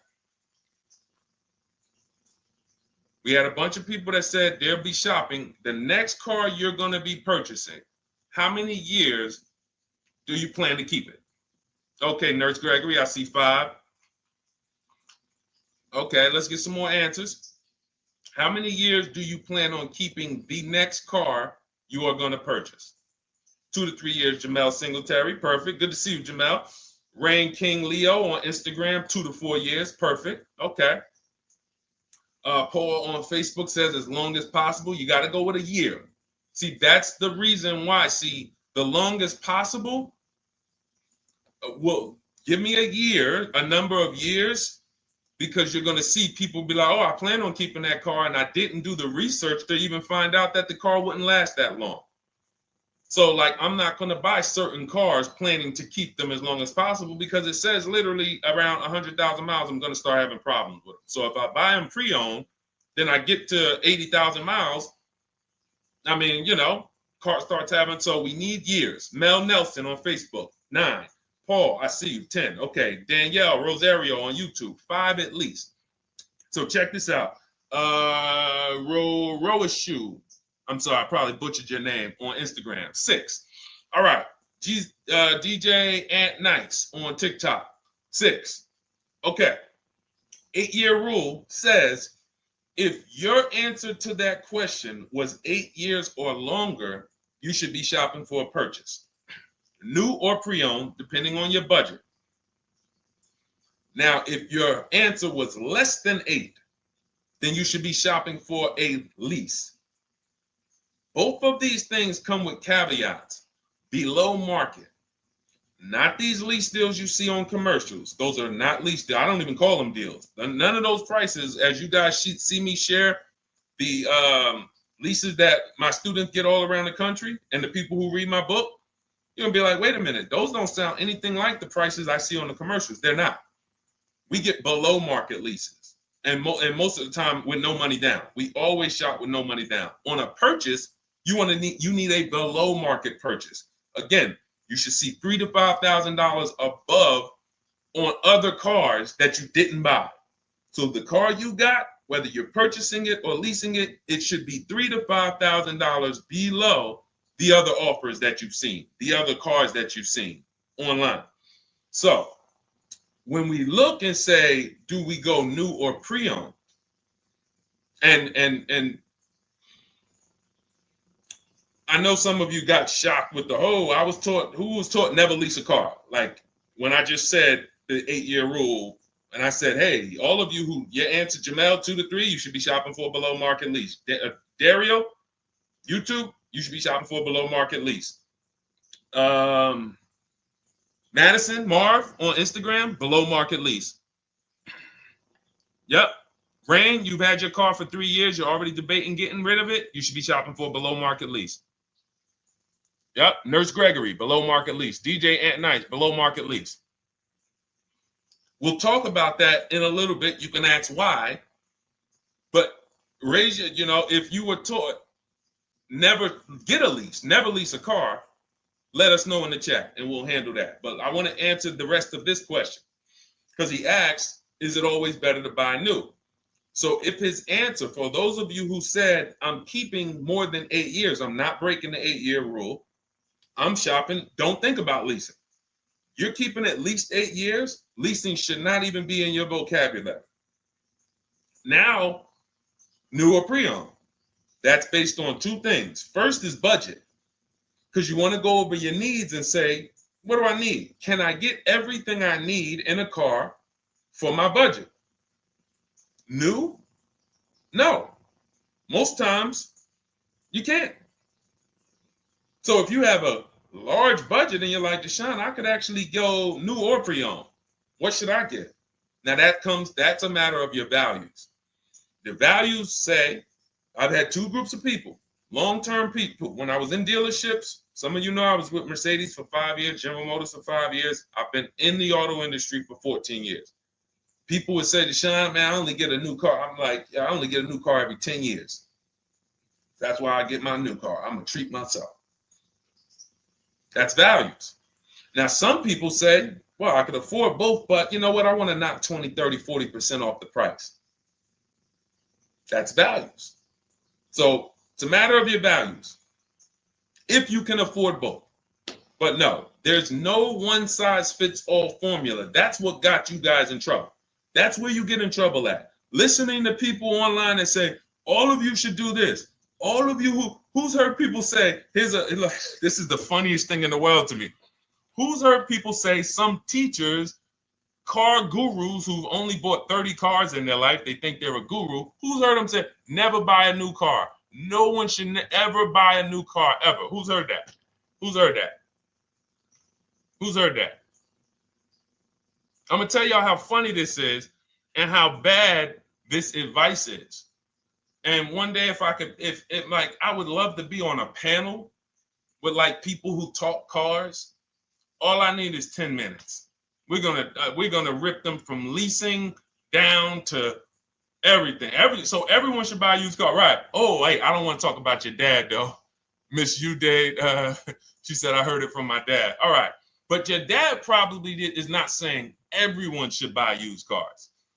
There are people who say, all right, Paul, you've heard it. All right, Rain King Leo, you've heard it. So let me ask you a question. If we ask some of these people who swear, hey, none of you should ever buy, and they talk to millions of people, and they preach this, no one should ever buy a used car. So here's the question. how do the cars become used? If no one should buy a pre-owned car, if no one should buy a new car, rather, how do the cars become used? So let's just say you could snap your fingers. So if you had it your way, no one would buy a used car. No one would ever buy a used car, ever. So you snap your fingers, that would be your wish, right? Yes, exactly. So how do the cars become used then? So if something that you're suggesting could not get 100% market penetration, it's not a good idea. It's not realistic. There are people who should be leasing new cars below market. When you lease a car, you get a brand new car that year, 2025, all the latest and greatest. You're the first driver, unless you get a demo, which has maybe, it's a couple months old, within a couple thousand miles. But other than that, it's a new car. That's what you're leasing. Got to get multiple offers or they're going to overcharge you. You'll go in, you try to go in and, hey, work me up a lease deal. You'll be like, whoa, this doesn't sound like what Deshone said those leases. But that's got to say, because we don't go into dealerships to get lease prices. We stay at home and get multiple prices from home. You're walking into an 80% dealer. But yes, that's the difference. So the 8-year rule is to be your anchor for when I should actually be buying or leasing. And then once you go and say, I'm buying because I'm keeping 8 years, then you let your budget dictate whether you're going to shop new or used. And then you if you could afford both, it's a matter of your values. You want to treat yourself to a new car because you can afford it, make sure you get a below market deal, multiple offers, or do I want to get a pre-owned car so I can knock 20, 30, 40% off the price? Okay. All of this is in my digital book, Cars from Home, 7 Steps to Saving Time, Money, and Avoiding Dealerships. You can get your copy for 75% off for the next 2 hours. That's our welcome offer. And you'll have everything I teach about how to get below market leases, below market purchases, below market bank bidding wars. We created something called the bank bidding war. For those of you who are going to need a loan, where do you get your loan from? Some of you say the dealer. Some of you say, oh, I get it from my credit union. Some of you say, oh, I get it from my bank. This needs to be a bid, because whenever you're doing it like that, you don't know. How do you know for sure that that was the best interest rate you could have got? 2 points on a loan could be $2,000. 2 points. So if somebody said, oh, I'm paying 6.9, but you could have got 4.9, literally thousands of dollars. So, and again, that goes into the 3 pillars of great car deals. We haven't discussed that yet. We'll do that before the end of the show. All right, let's go. More. Oh, by the way, for those of you who I didn't finish the sentence, you want your copy at 75% off instead of the $97, which is the normal price. You get it for $24. Head to my TikTok bio. There's a link there. Click it, and then head to my Instagram bio. There's a link there, and then we have a comment in the Facebook and YouTube comments for you to grab your copy for 75% off. Once it's 2 hours expires, goes back up to $97, and it's still worth every penny, because as you can see, Marie used it and she saved $13,000. So what's her return on the investment of $24? Just wanted to reach out, say thank you. Using your guide, which is the book, I saved over $13,000 off MSRP, got my payment to be hundreds lower per month and maintenance included, no money down. Just wanted to say thank you. Keep sending me these emails, y'all. I love bringing these emails onto the show. Like, our world, that what we do with these cars it's a whole different world. Like, that's a great show, but it's also our life. Like, different, it's a different world. We operate in a different world. I got a lot of books on my shelf here. I cannot tell you books that actually give me ROI like Cars from Home. Like, she bought a $24 book. Even she might have got it for $97. And she saved $13,000 on one transaction. What about her? What about her significant other, if she has one? What about her children? What about her family and her household? What about when her mom or dad needs a car? It's endless ROI for one investment. Okay? So shout out to everybody that got their copy. Please keep sending me your emails. I love getting them. Let's go, Dolan. Next question. Awesome, DJ and Nice. You're gonna love it. Like, let me just say this one thing. Keep Dario's Dario from YouTube, keep his question up. But I want to say this to you, DJ and Nice. My niece, she's 20. Some of you heard me talk about her on earlier streams. She told me, listen, Uncle, when she asked me, what should I do? I said, I knew she's not keeping the car 8 years. I asked her because there are some young people who just are not into cars. Like they will literally drive one car long term, but typically in your 20s, things are changing, jobs are changing, families changing.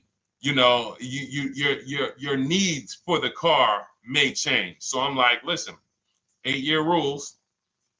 You should be shopping for a lease. You're going to save way more money. Most people go out there and they'll tell you go buy a used car, and they'll put you in a used car for $300, $400, $15,000 is only, that's $300 a month.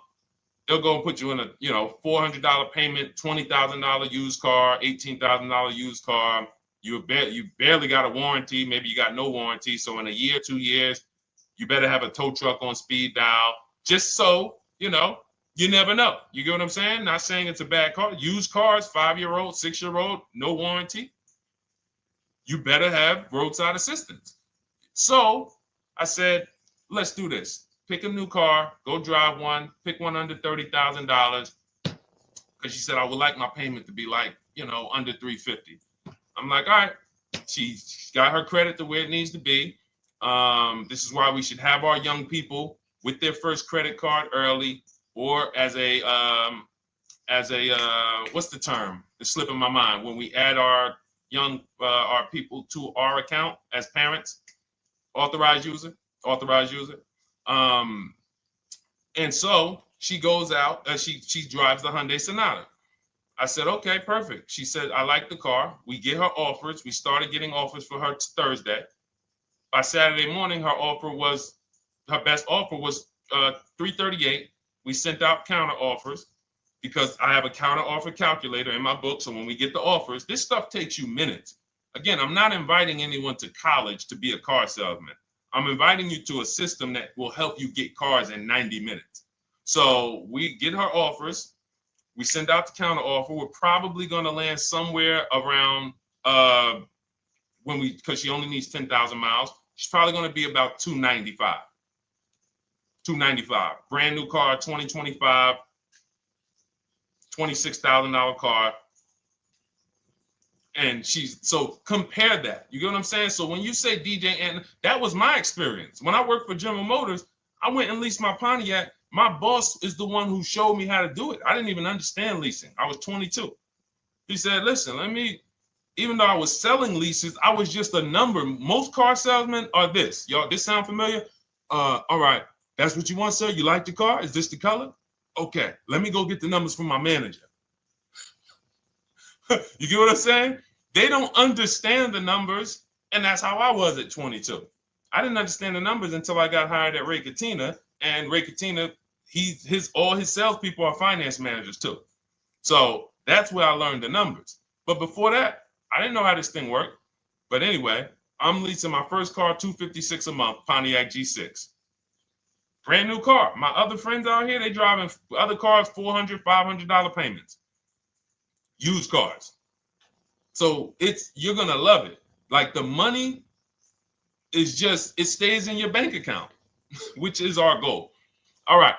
Dario, let's get to you, my man. I'm about to finance my first car at 23 years old with a 769 credit score. Wow. I guess I should have read that question before I just went off on that whole story about my niece and everything. Let's look at Dario's answer to the 8-year rule. Dario, did you answer the question? Dario, how many years are you going to keep this? 5 at least. This is the part. This is the part where I don't know what to do. You get what I'm saying? Help me out here. Y'all get what I'm saying? Like there are times where I literally don't know what to do with this. Everybody, we talked about the 8-year rule, right? We went deep on the 8-year rule. I asked everybody I said, how many years are you keeping your next car? Everybody tapped in 10, 8, 9, 7, 5, 3, 2. I said, okay. Step 1 is the leasing versus buying question. What's going to save me more money? If you are not keeping your car 8 years, you are absolutely overspending by not getting a below market lease. Then, which I didn't even count on, DJ Ant Nice comes and says, hey, man, you talked me into getting this lease because I want to save the most money possible, and I'm not keeping the car 8 years. Then I walk you through a scenario where my niece, her first car, she's 20, she's about to lease a brand new Hyundai Sonata, and her payment's going to be $295 a month. Add that up, $295 a month for 3 years, $295 a month times 36 is $10,620. That is her payments over 3 years. $10,620 over 3 years, which means if we look at the $26,000 car she's getting, and then we look at the taxes and fees on that $20,000 car, we're probably going to be somewhere around $28,000. Oh, I'm sorry. I'm wrong, y'all. I just pulled up the MSRPs on that car she's getting. It's $28,500. $28,500. She's paying a little over $10,000 to drive a $28,000 car that with taxes and fees would probably put her around $30,000. A little more, but let's just say you get a little discount, $30,000. She's paying. So if she bought this car, what would that car be worth in 3 years? What would that car, if she bought a $28,000 car, $28,000? Throw some numbers out there so we can really try to help Dario and the people who just, all right, may need us to go deeper on this. You might need me to go deeper on this. You might be like Dario, like, okay, Sean, I didn't grasp it. Let's go deeper on this. What would the car that she's getting, my niece is about to get for $28,000, $295 a month, what would that car be worth after 3 years? $28,000 car.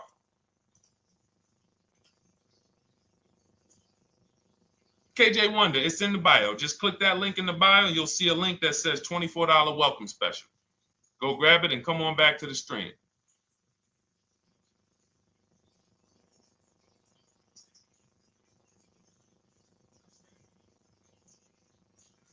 Anybody want to tap in?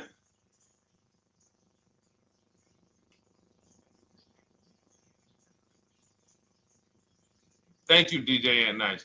I don't think that's right. So a $28,000 car after 3 years is worth 23? No. That's not after 3 years. That's probably like 1 year. After 1 year, it'll probably be worth 23. 15K depending on the brand. Paul, I think you're gonna lose more than. I don't know one car that sometimes like I don't know one car that depreciates $8,000 in 3 years. So I'm a conservative person when it comes to my numbers. That car is like, let's be real here. You don't buy a Hyundai Sonata, come back in 3 years, you paid $28,000 for it, come back in 3 years and they give you 20 for it. It's going to be more like $13,000, $15,000. What if you have an accident? You get what I'm saying? So, and unfortunately, you know what's hard about this? The only people who really understand depreciation and how much cars lose value are people who pay cash. It's very tough for you to see what you're really getting when you're a payment shopper. But as someone who never, listen, people would love to go into a dealership, get a car for $28,000, come back in 3 years and get $20,000, come back in 3 years, get $18,000. I only lost $10,000. That doesn't happen. That's why people come back in 3 years and they're like, that's all I'm getting? So the point is, she's paying $10,000 of depreciation over a 3-year period. That's it.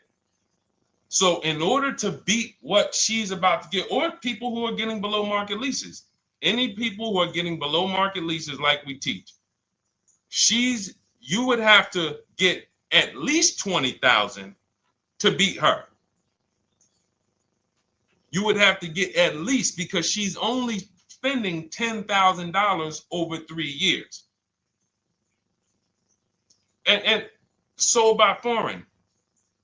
Guys, this is not, this is really not up for debate.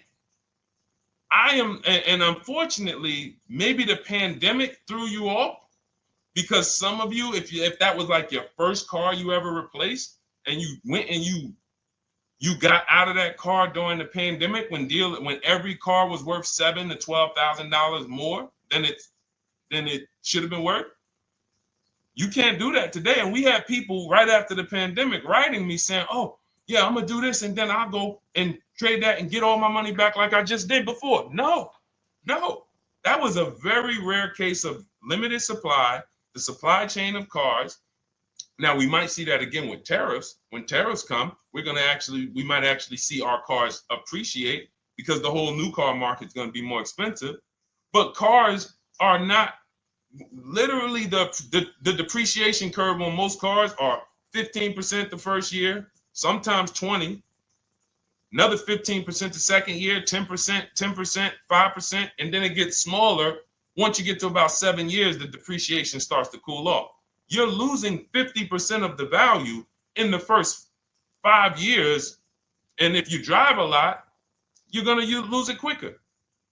So when we look at paying a small amount of money for a expensive car, that's what leasing is. So there's no, when you, and let's wrap it up like this.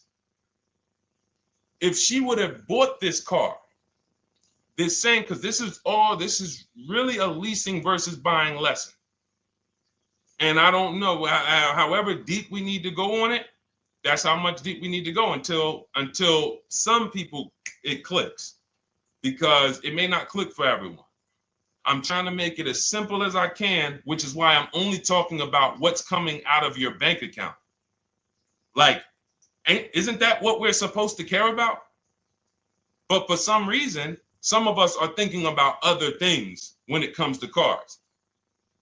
We go into somewhere else. So let's look at if she would have bought this same car, the same $28,000 car with taxes and fees, probably about 31 and change. But let's just round it off to 30. What's her car payment, everyone? Those of you who know the rule, every $5,000 is about how much per month on a loan?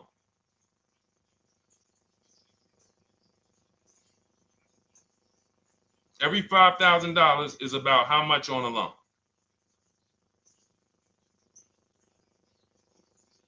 Now, every 5,000, thank you, DJ Ant Nice, you got it, $100.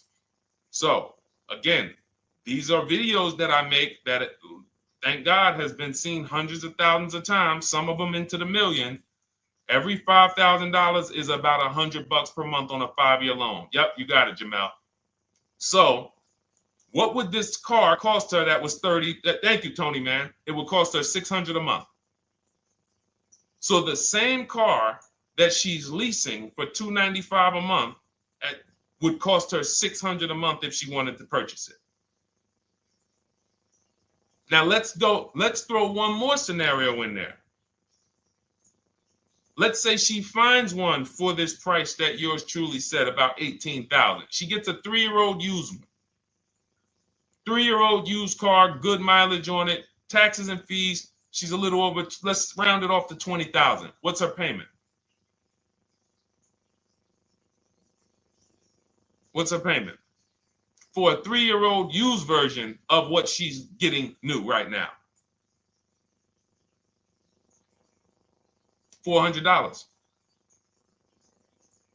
So where does it make sense to purchase at? Thank you, D-Boss. On TikTok, we see you. We are live. This is our Monday, May 12th live show. We're live from 12 to about 1:30 Eastern time, Monday through Thursday. Mark your calendars so you don't miss a show. 400. Where does it make sense at? I'm on my 7th lease. Where can you tell me that it makes sense at, unless you're one of the people, like, let's go back to Paul, who's keeping his next car 10 years. Let's go to, Paul on Facebook. Let's go to, who else we got? We got a bunch of people that said 8 to 10. Nope, not too many. That's why I read all of that, and I'm like, yo, all of you people should be leasing. 10 years. Wait, nope. I can't find many of you who said you were going to be keeping more than 8 years. So where does it make sense at? That's 3 scenarios where we took the same exact car that she's about to get for $295 a month, brand new 2025. We said, okay, if she got the same deal on that new car, she'd be paying $600 a month for 5 years. If she took it for a 6-year loan, she'd probably get her payment down to $500, but that's for 6 years. And again, she's not keeping the car that long. So when she goes to replace it, she's probably going to have negative equity in 3 years, like most people. Come back, every single car transaction you do, oh, I'm replacing it. Oh, you got negative equity. Oh, dang, how? This is how. And then we took another scenario of her buying a pre-owned one, and her payment on a 3-year-old one with 1 year left of warranty is higher than her payment on the new one. Where does it make sense?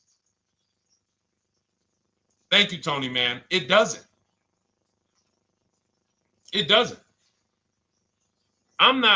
Listen, depends on the interest rate and the length of the loan. We always, this is an average interest rate. So it's not going to be, your interest rate isn't moving you from from every $5,000 on a loan being $100 a month to every $5,000 on a loan being, $50 a month. No, it's not the way it works. Good interest rate, maybe every $5,000 is $90, 85 tops. It's not 50, to the point where, and this is how people get in trouble. That's why our people don't get in trouble, because they don't go in looking at a $20,000 or $30,000 car saying, oh man, I'm gonna get that to $400 a month with no money down. Yeah, you'll get it $400 a month with no money down. Your loan's gonna be 96 months. So when we have these boundaries, this is how we move. We're not even talking about the bidding process. We're talking about the bidding process is how we get the dealers to give us the best prices. Right now, what we're talking about is structuring our deals. Because if you go out and you get a great deal on a purchase, but you should have leased, you got a bad deal. You got a bad deal. If you go out and you get a great deal on a purchase, let's just say she gets $5,000 off this car. So instead of 30, she purchased it, she got them to knock off $5,000. Her payment still, instead of $30,000, it's $25,500 a month. Thank you, Just Enjoy, appreciate it. It's fine. So a great deal on a purchase, when you are not keeping the car 8 years, is a bad deal, because it cannot compare to if you had gotten a below market lease. It just doesn't compare. That's why I'm showing you these numbers. I'm a math person. I was in calculus as a junior. I love math. And my goal is to try to make the math simple by just showing y'all, hey, here's 3 scenarios: new car, used car, lease. Here are the numbers: $600 a month, $400 a month for the used car, $295 a month for the lease. But we say we want to save money. We say, oh man, things are getting more expensive. Money's important. But we're still letting old mindsets make us do things that don't serve us, because we were taught that, even though it makes no financial sense. So the hardest thing that I have to do is get you to unlearn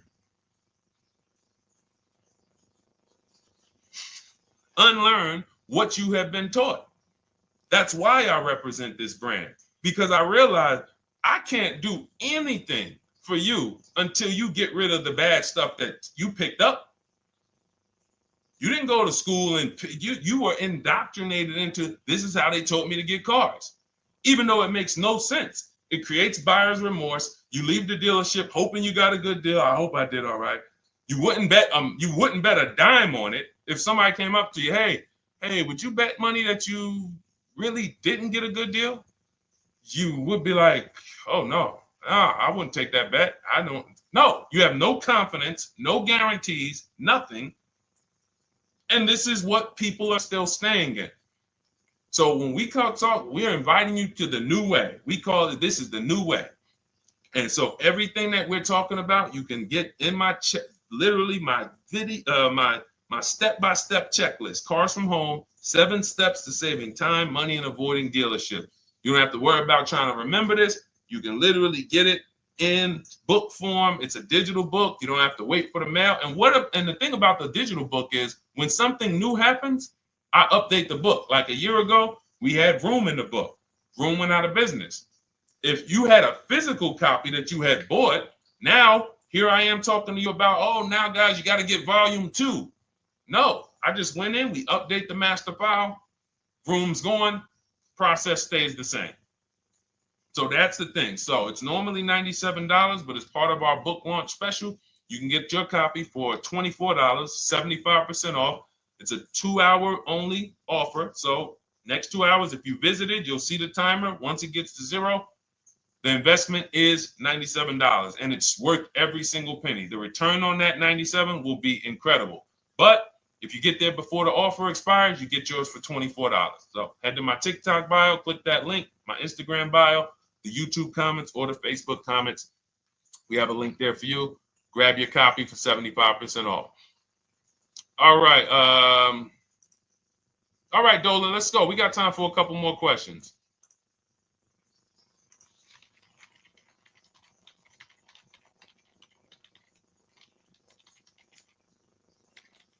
Okay, I'm shopping for a 2018 to 2019 Platinum Escalade.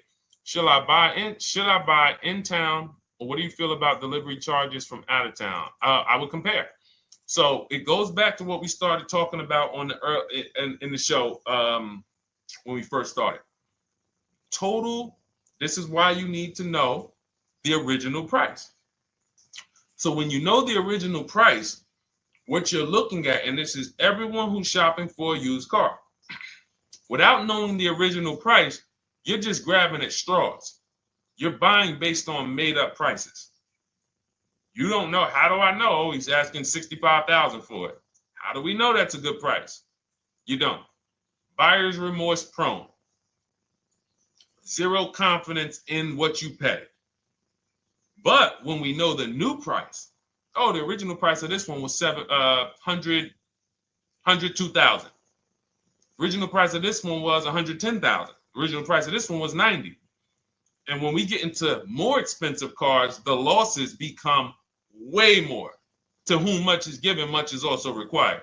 So the losses on 80, 90,000, 200 Bentleys, Rolls Royces, the losses become multiplied dramatically. So if we knew, okay, this one was originally $102,000, they're offering this for $60,000. Oh man, they're giving me, 50, they're giving me 45% off. Oh man, this one right here was originally $90,000, but they're offering it to me for, $64,000. Well, they're only giving me 30% off. So you'll look, without knowing the original price, you're buying the wrong car because you're not buying based on value. You're buying based on made up prices. We think this is a good price in the market, but what is the discount off the new vehicle? That's the only thing. And then you use that and you say, okay, well, this one's giving me 45% off. It has 29,000 miles. This one's giving me 30% off. It only has 15,000 miles, and you can judge more accurately. You can judge accurately when you know real discounts versus nothing. So we must know how to get the new price. I mentioned it. Some brands have a agreement with Carfax. You can get it on the Carfax. Some brands have and some brands you can go to Google and Google the window sticker or the Maroni label, and you can get it that way. And then you'll see some companies that may sell it. But again, I'm never buying a used car without knowing the original price. And anyone who's listening to me and using the Cars from Home system, none of these people, Christy, look, none of these people, Milligan, Courtney, Melissa, Sheree, Ken, none of these people are buying a used car without knowing the price, the original price. That's how they get you. So when we look at what the price is with delivery, we're just factoring that in to the overall. So with the delivery, I'm still getting 42% off the original price. With the delivery, I'm still getting, so you factor all in cost compared to the original MSRP, and that tells you what the good deal is or what is not the good deal. And many of you, you're gonna see, whoa, I've been buying used cars that really don't have, because you're gonna pass on a lot of cars. Once you actually start using what we teach, it's an elimination system. It's a sorting process. We weed out the garbage. So a lot of the cars that you would have normally gotten thinking it was the good deal, you're gonna see, whoa, if I didn't know this, I would have got that car, because that car is $2,000 less money online. But when I got the original MSRP, I see that this car has $20,000 more equipment in it. MSRP of this car was 105. MSRP of this car is 85. Whoa. And it might not be that dramatic, but sometimes especially on some luxury cars, it will be. It'll be that different. So this is how we gauge value. So when we pull off in the dealership, you see people, they send their numbers. You're going to be quick to write me. Man, I can't wait to write Deshone and tell him about this. I can't wait. Man, you're going to be just like all these other people, all these people we show. Rosalie, I can't wait to write him because I am confident in my deal now. Like, whoa, bro, I just got a used car. I got 48% off the original price. Man, confidence. Would you bet money that you couldn't have got a better? No, yeah, I bet money, man. I did my research, man. I stayed at home. I used the internet like you walked me through it. There was no better deal. I had to, and you know how I know? There's a couple signals that I look for. People say, man, I had to drive an hour and a half to pick this thing up. I'm like, I know you did it right. People want that neighborhood dealer to be, oh, that's my dealer. You own it? No. Somebody did that. Hey, yeah, I work out with a guy at the gym. He came up to me one day. He said, yeah, because I went to my dealer the other day. And, they was telling me. So when I hear this, that just literally is like, oh, you own a dealership? Oh, no. I mean, you mean the dealer that sells you cars and services? Yes. Okay. See, it's just these are not our friends. People inviting their car salesmen to their barbecues. Start making them bid. Watch how quick you see Charlie is not coming to the barbecues anymore. You got your car salesman coming to the barbecues with you. Hey, how many cars? Oh man, this is Charlie. Charlie, let me introduce you to my neighbor Jane. Charlie's been selling our family cars for years. Charlie's like, yeah, hey Jane. Yeah, hey, listen, Charlie, how long we known each other? Well, I knew your grandfather first. Yeah, listen, Charlie, hey, watch you start one transaction where Charlie gets a message, your message from online. Hey, this is Nicole Stewart. I'm looking for this car. We have all of these templates in my book too, so you don't even have to think about what you're going to write. You just copy and paste them. Hey, phone's going to be ringing from him. Now, we use a shopping email and a shopping phone number. We never give the dealerships our phone number. We don't want dealerships coming to our personal phone number. We use a Google Voice and we create a brand new Gmail. So you look and next thing you know, you're getting a phone call. Hey, Miss Stewart. Hey, Nicole. Calls you by your first name because, he knows your grandfather and everything. Hey, Nicole, I just got the email saying you wanted to get some, you were shopping online. Like, what? Come on. So when are you coming in? You come on in. No, actually, I decided I'm going to get a couple offers. I just want to make sure. Now Charlie has to compete. Now Charlie has to compete. And you're going to see that Charlie doesn't like to compete. He likes to make you think he gives you a great deal. And what you're going to see is Charlie's not going to win that battle all the time. Now, sometimes they'll go to bat and say, listen, I just got to do. But if he works for an 80% dealer, they're not going to let him go low enough to sell the car to you and win the bid. They're not going to let it happen. He can't do it. And then Charlie, that'll be the last barbecue that Charlie came to. Last barbecue. Oh, man. So, wait a minute. Molly, pull up Molly on Facebook's comment. Dolan, she just commented. We are live, y'all. This is our Monday, May 12th show. We do these shows from Monday through Thursday, 12 noon to about 1:30. So make sure you set your calendars and tell your friends and family, because they're out there shopping right now and they're getting their heads chopped off. I hope YouTube doesn't censor me for that, but they are. And if we were to look at their car deals compared to what our people are paying, you would be like, yo, they got. So pull up Molly's comment, please.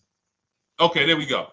After listening to you, okay, I got called in for another option of SUV I ordered, and boom, they had over $6,840 in options. Ceramic coating, tint, theft protection, yet they kept going down on the price but never removed it. I left.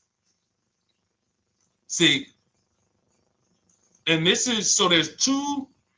One thing you did wise was to not take the deal. What I want you to get to is the point where people can no longer waste your time.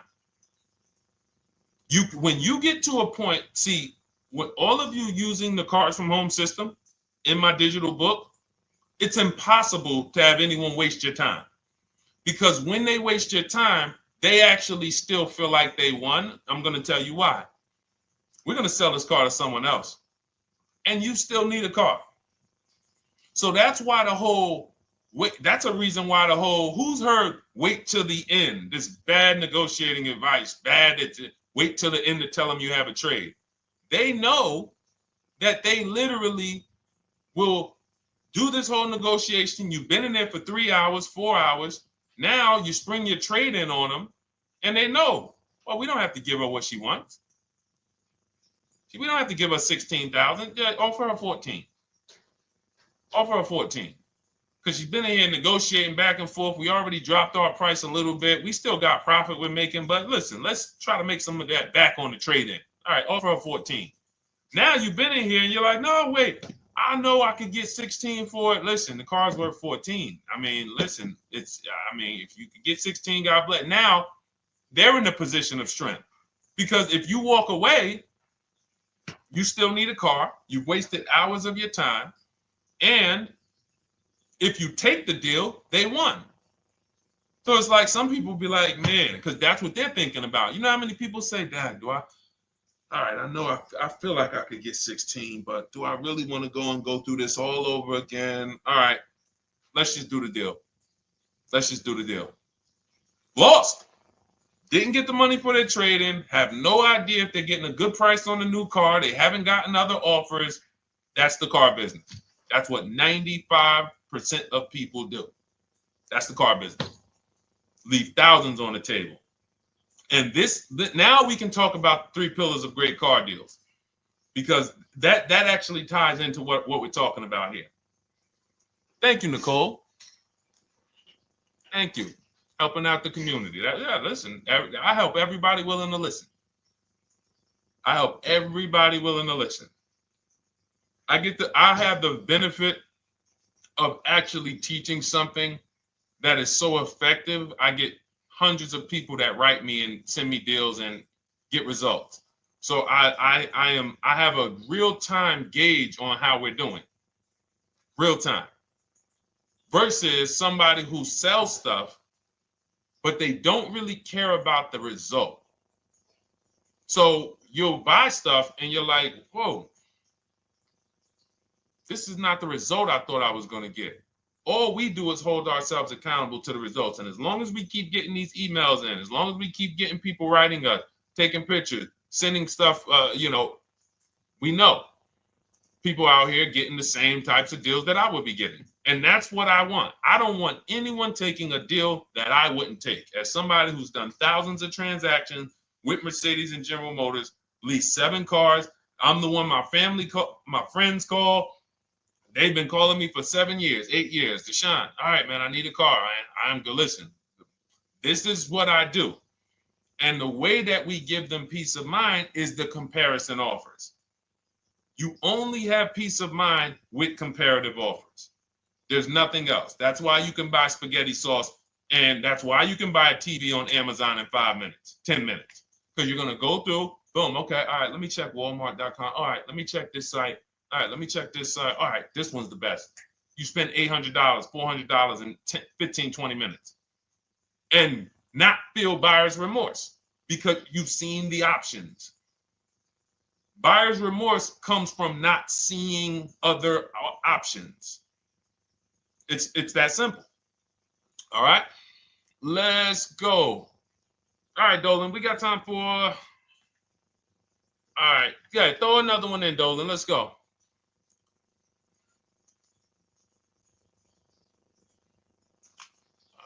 right.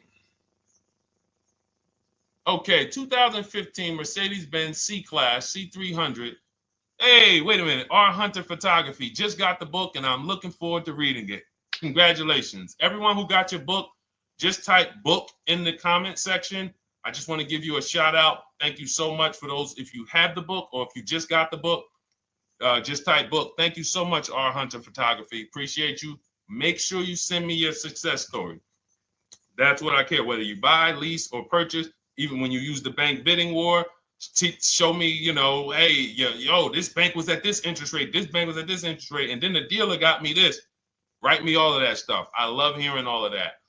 Michael, good to see you. Michael McLaurin on TikTok. Thank you so much. Use it and win. Use it and win. I want that book to return to you $5,000 to $10,000 per deal. So every single time you do a car deal, that book should be returning to you $5,000 to $10,000 per deal. All right, 2015 Mercedes C-Class, 85,000 miles. What are you thinking? See, there's nothing there. You get what I'm saying? There's nothing there. You have nothing to compare it to. Now, here's the thing.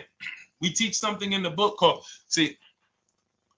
and we still got to go to the 3 pillars of great car deals again. But there's nothing, we teach something, there's no boundaries in car buying. There haven't been no boundaries. For example, let's talk about the most expensive purchase most people make. Now, in this case, sometimes it's people's cars because people aren't buying houses as much as they used to. But the most expensive purchase people make is their house. Would anyone on here get a 40-year mortgage? Anybody? Yes or no? Thanks, EJ. Enjoy the book. I can't wait to hear from you. Anyone? Would anyone get a 40-year mortgage? Anybody? We got smart people on here. Anybody signing up for the 40-year mortgage? No. Okay. So if no one's signing up for the 40-year mortgage, the question is why? Why? Because we know that's too long. If you got to take a 40-year mortgage, go. God bless you. Yes, go get you. God bless you. Hope she's well. And I'm glad you got your book, Daryl. Would anyone, and you don't have to worry about reading it. It's a step by step. It's a checklist. So do one step, check that step off. Next step, check. Boom. That's how it is. Because there's a built-in. It's been built into our education. You don't take a mortgage longer than 30 years. And if you want to be super conservative and you can afford it, take a 15-year mortgage. But we don't go 40. We don't go 50. They're available.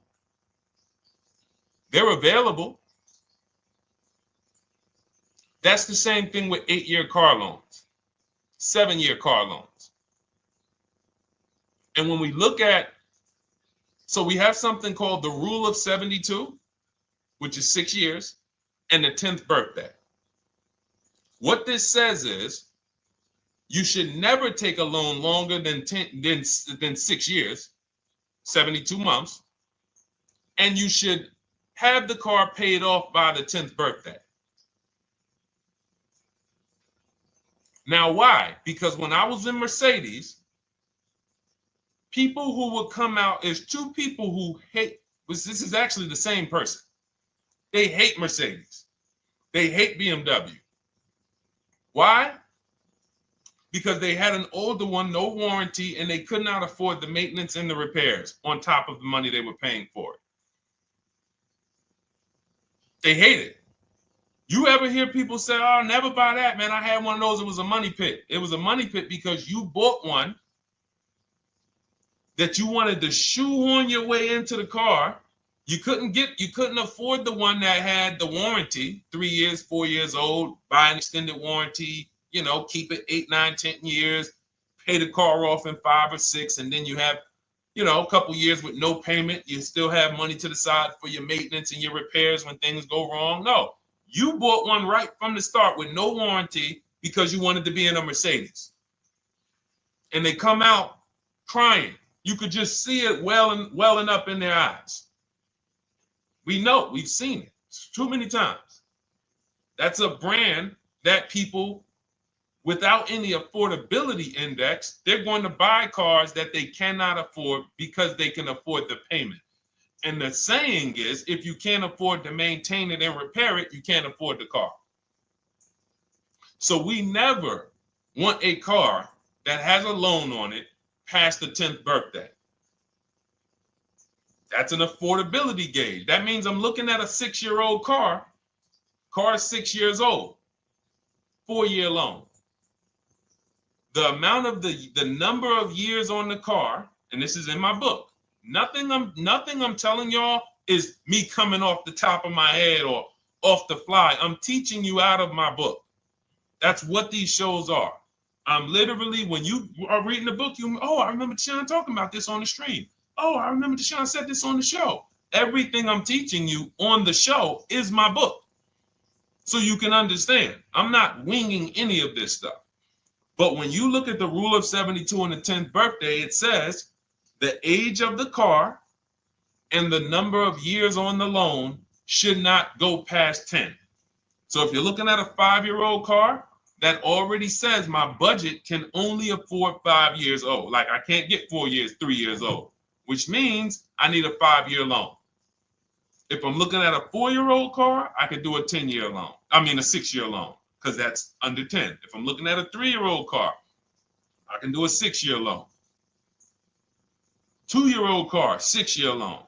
But if I'm looking at a 7-year-old car, 3-year loan. And what you're going to see is, wow, when I use that, Deshone, I see there's certain cars I can't afford. Correct. Correct.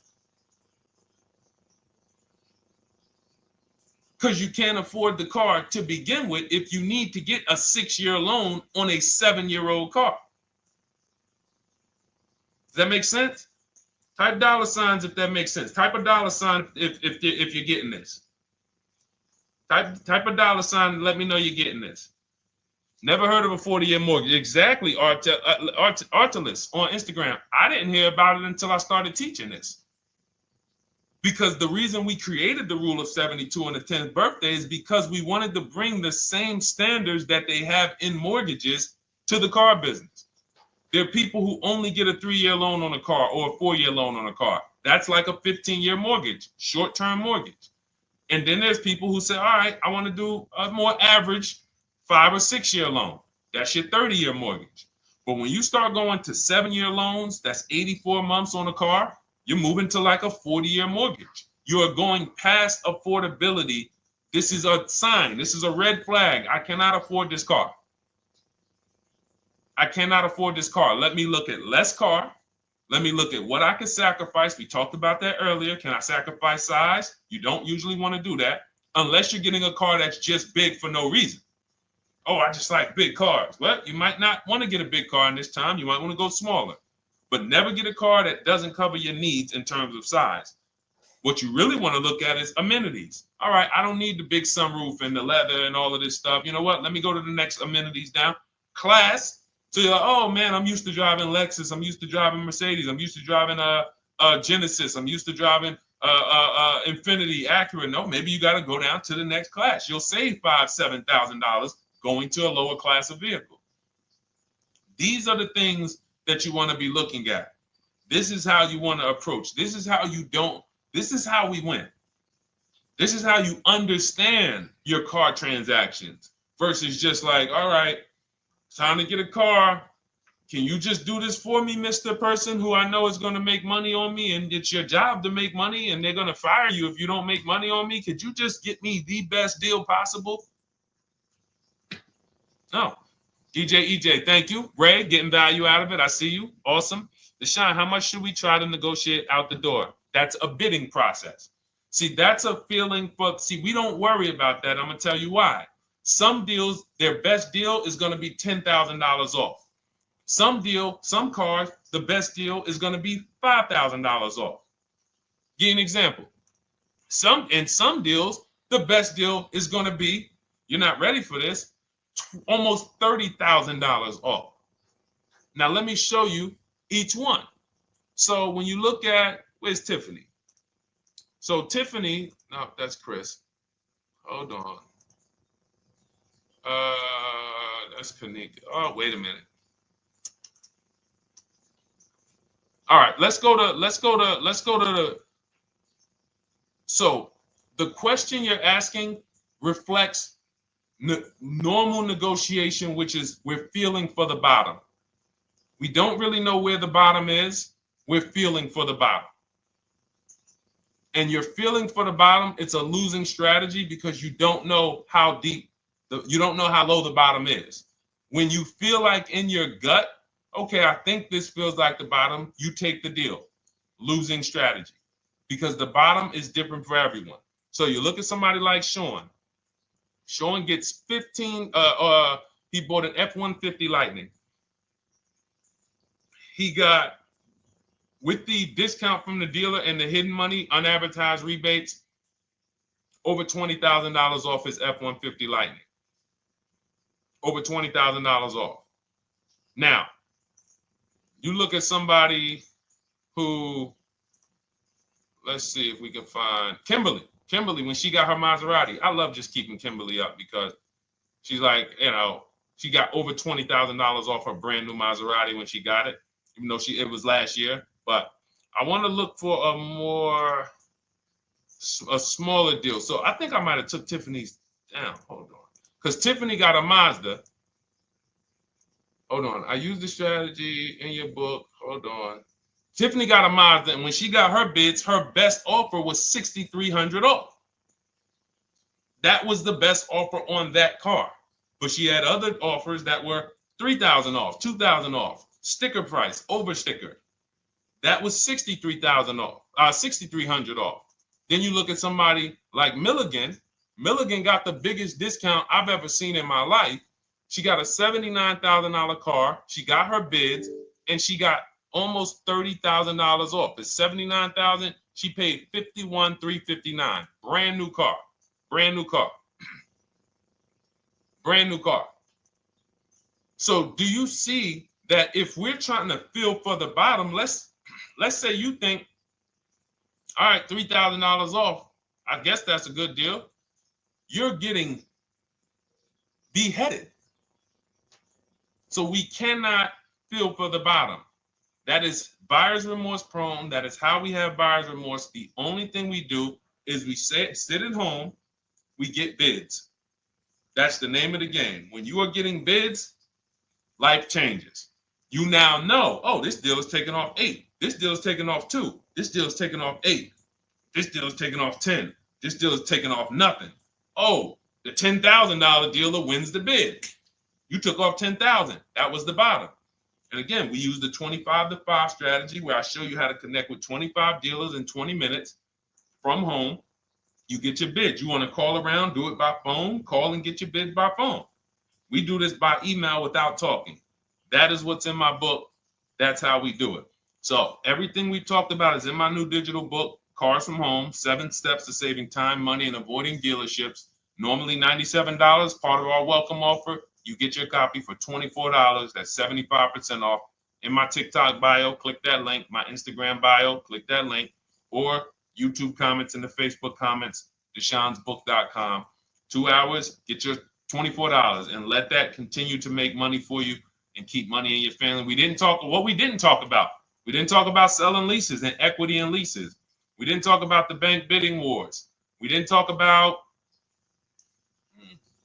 we did deep on leasing versus buying. We hit on a lot. We hit on a lot today. Now, for those of you who are like, Deshone, I'm just meeting you, I don't really trust you yet, then start with my free cheat sheets. Dolan will put a link for you. You can go to DeshonesCheatSheets.com, put a link in the comments, and just start with my free cheat sheets.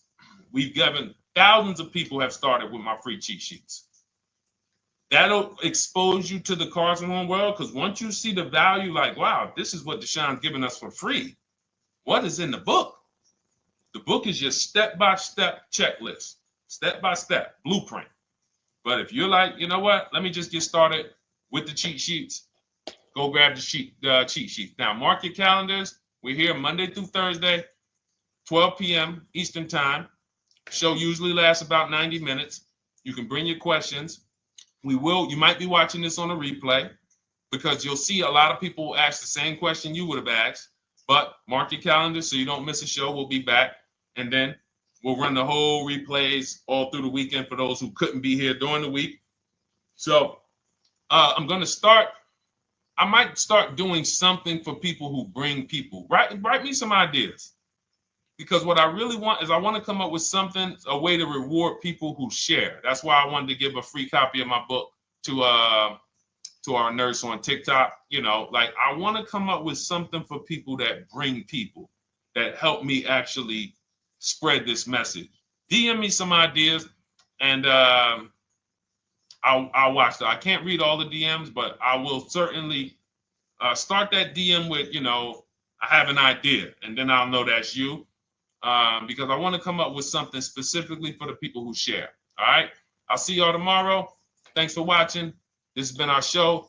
Congratulations to everybody that got the book. Make sure you send me your success stories. Email me when you get your cars. I want to hear all about it. All right. God bless you.